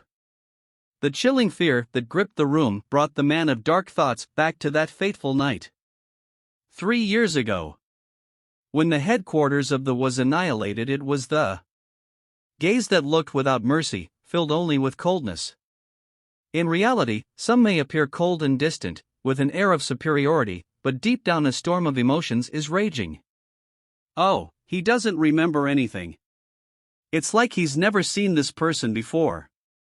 Beyond that, he can no longer control the Moonblade, seeking an excuse about the torment and anguish inflicted on the three individuals. Sue speaks again. Their pitiful struggles are unbearable to witness, but he is willing to give them a chance nonetheless, in exchange for causing interrupting the academy. the IRA clan will hunt them down relentlessly, but if they manage to escape unharmed, Sue will pretend that nothing happened. Sensing the imminent eruption of the lunar blade's terrible power, this right there should first intimidate his opponents. From the next moment, an explosion radiant weak of the moonblades unleashed attack, instantly enveloping the entire forested mountain. 10 minutes later, a deep and unfathomable chasm was carved into the mountainside behind the academy, destroying all the trees and rocks, leaving the three individuals struggling crawl out of the ground in a miserable state. The three individuals had no choice but to abandon their pursuit of the Lunar King and flee in all directions, avoiding capture by members of Clan Doba. When Sui returned to the academy, the once bustling area of teaching buildings turned into ruins overnight through this battle. He found that not just the little servant, the Moonblade, or the Moonlight Bunny, but it looked like all of them could easily defeat the ultimate beasts. He always considered himself weak, but somehow he unconsciously made contracts with many powerful beasts. Suddenly, a servant's scream came from behind. And before he knew it, the little servant fiercely knocked him to the ground. According to her, just meeting the ultimate beast was truly terrifying, and she was nearly defeated. If it weren't for those two students would have died, the deer tearfully spoke while bragging and chattering. In the middle of her speech, she realized that she had forgotten to change back to her original form. When she was about to escape, Sue put her hand gently on her head with a gentle touch. Smile. Smiling, accompany me on a journey to the headquarters of the I have something to discuss with one of the overlords. The handmaid remembered the novel she had read. This could be a meeting with the parents. Everything is progressing too fast. Cuber, the little servant, felt her. Stunned, an island floating in the sky with a colossal butterfly wing behind it. This is Clan de Balmum's headquarters. Leading a team, a pink-haired girl called as an officer of the Sun Sect, looked at the island in the air. Her mission today was the treasure of the Eastern Domain. The Emperor was said to be located inside the headquarters of the Double Moon Sect. Upon entering the island, she expected it to be a solemn and sacred place. But instead, it turned out to be a tourist paradise. With envy, she watched the bustling crowd of tourists and with yourself. How much money should they earn in one day? A white-haired man wearing the butterfly mask passed them by. She watched the bustling crowd of tourists and thought to herself, how much money must they make in a day? A white-haired man wearing a butterfly mask walked past them, accompanied by an exquisitely adorned servant. Beside his arms, he held a skewer of roast meat. The servant noticed that the girl who handles the team was such a devoted fan of Emperor Chanil.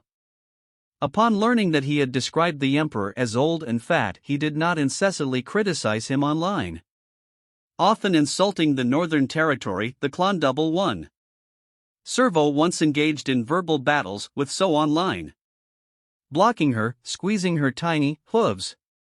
She wanted to grab him so bad and give him a good spanking. Watching the servant's excited expression as if she had picked up an enemy from the internet, Suba tossed his head helplessly and amused.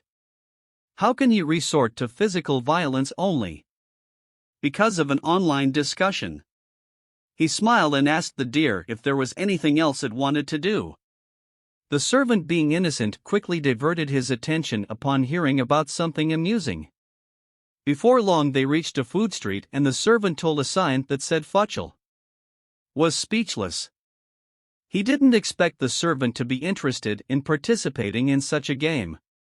He pondered the consequences of the next big headline of the Lunar King engaging in such activity and wondered how he would face others afterwards.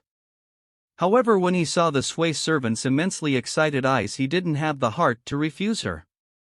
He reluctantly agreed. To his surprise, a group of people wearing white uniforms hurriedly approached from a distance. The girl among them confidently stated that she was determined to win the champion's prize. This time, the reward for first place was a single drop of the Emperor's holy water. The second place prize was a box of face cream and the third place prize was a hand cream. Sue was surprised by the big difference in rewards.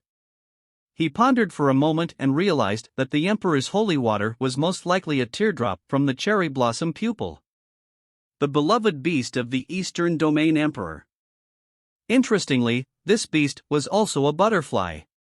He wondered who had organized this competition and felt a tingling sensation on the scalp. How dare they use items belonging to the emperor as prizes? They were not afraid that the emperor would seek retribution.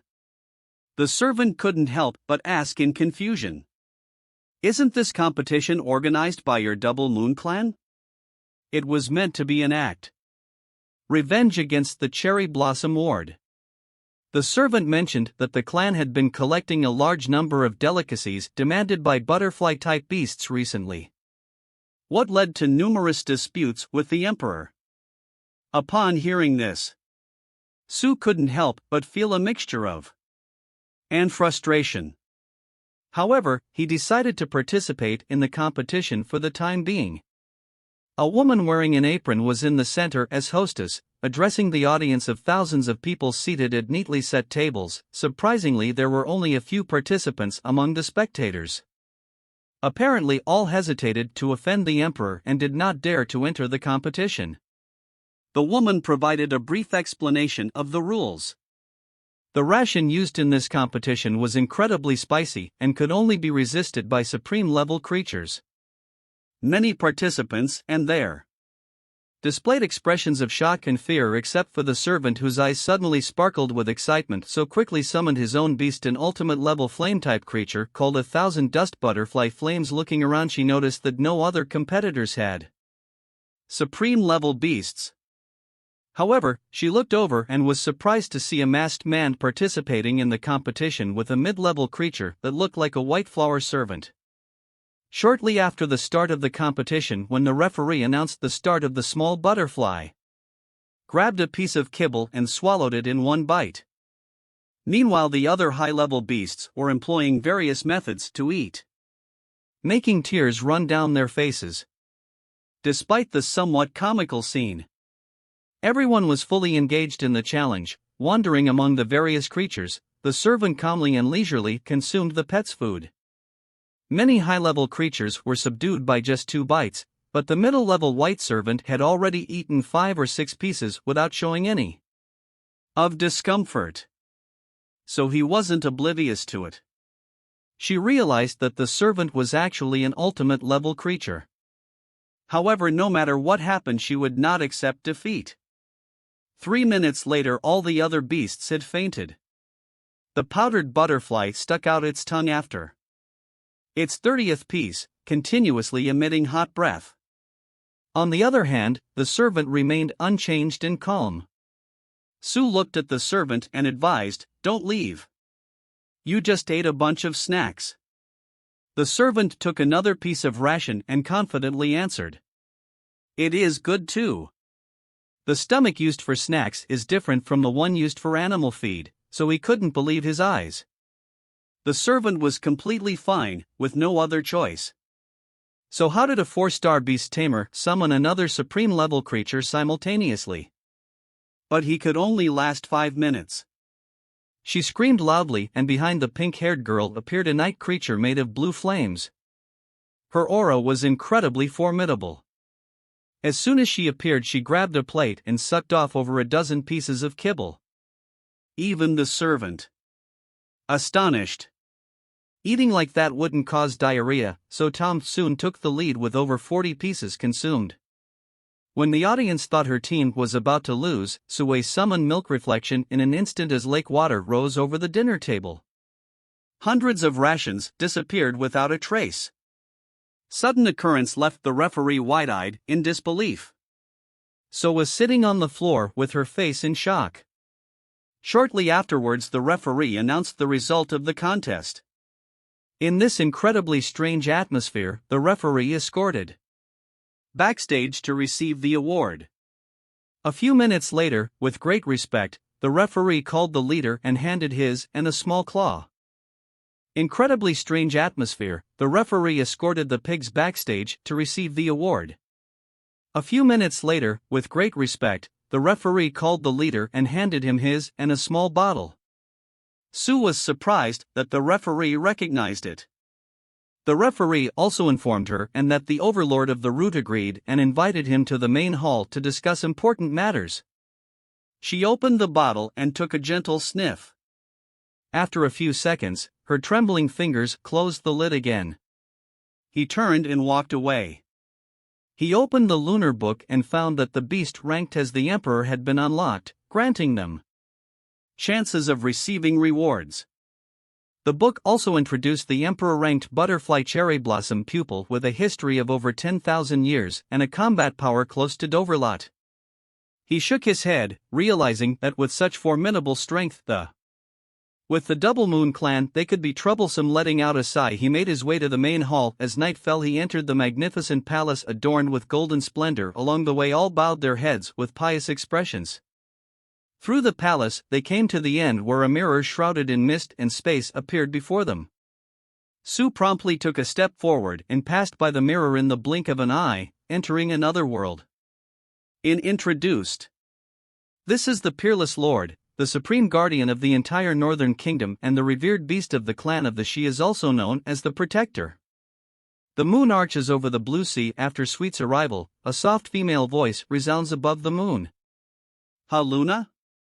Looks like you've finally made up your mind.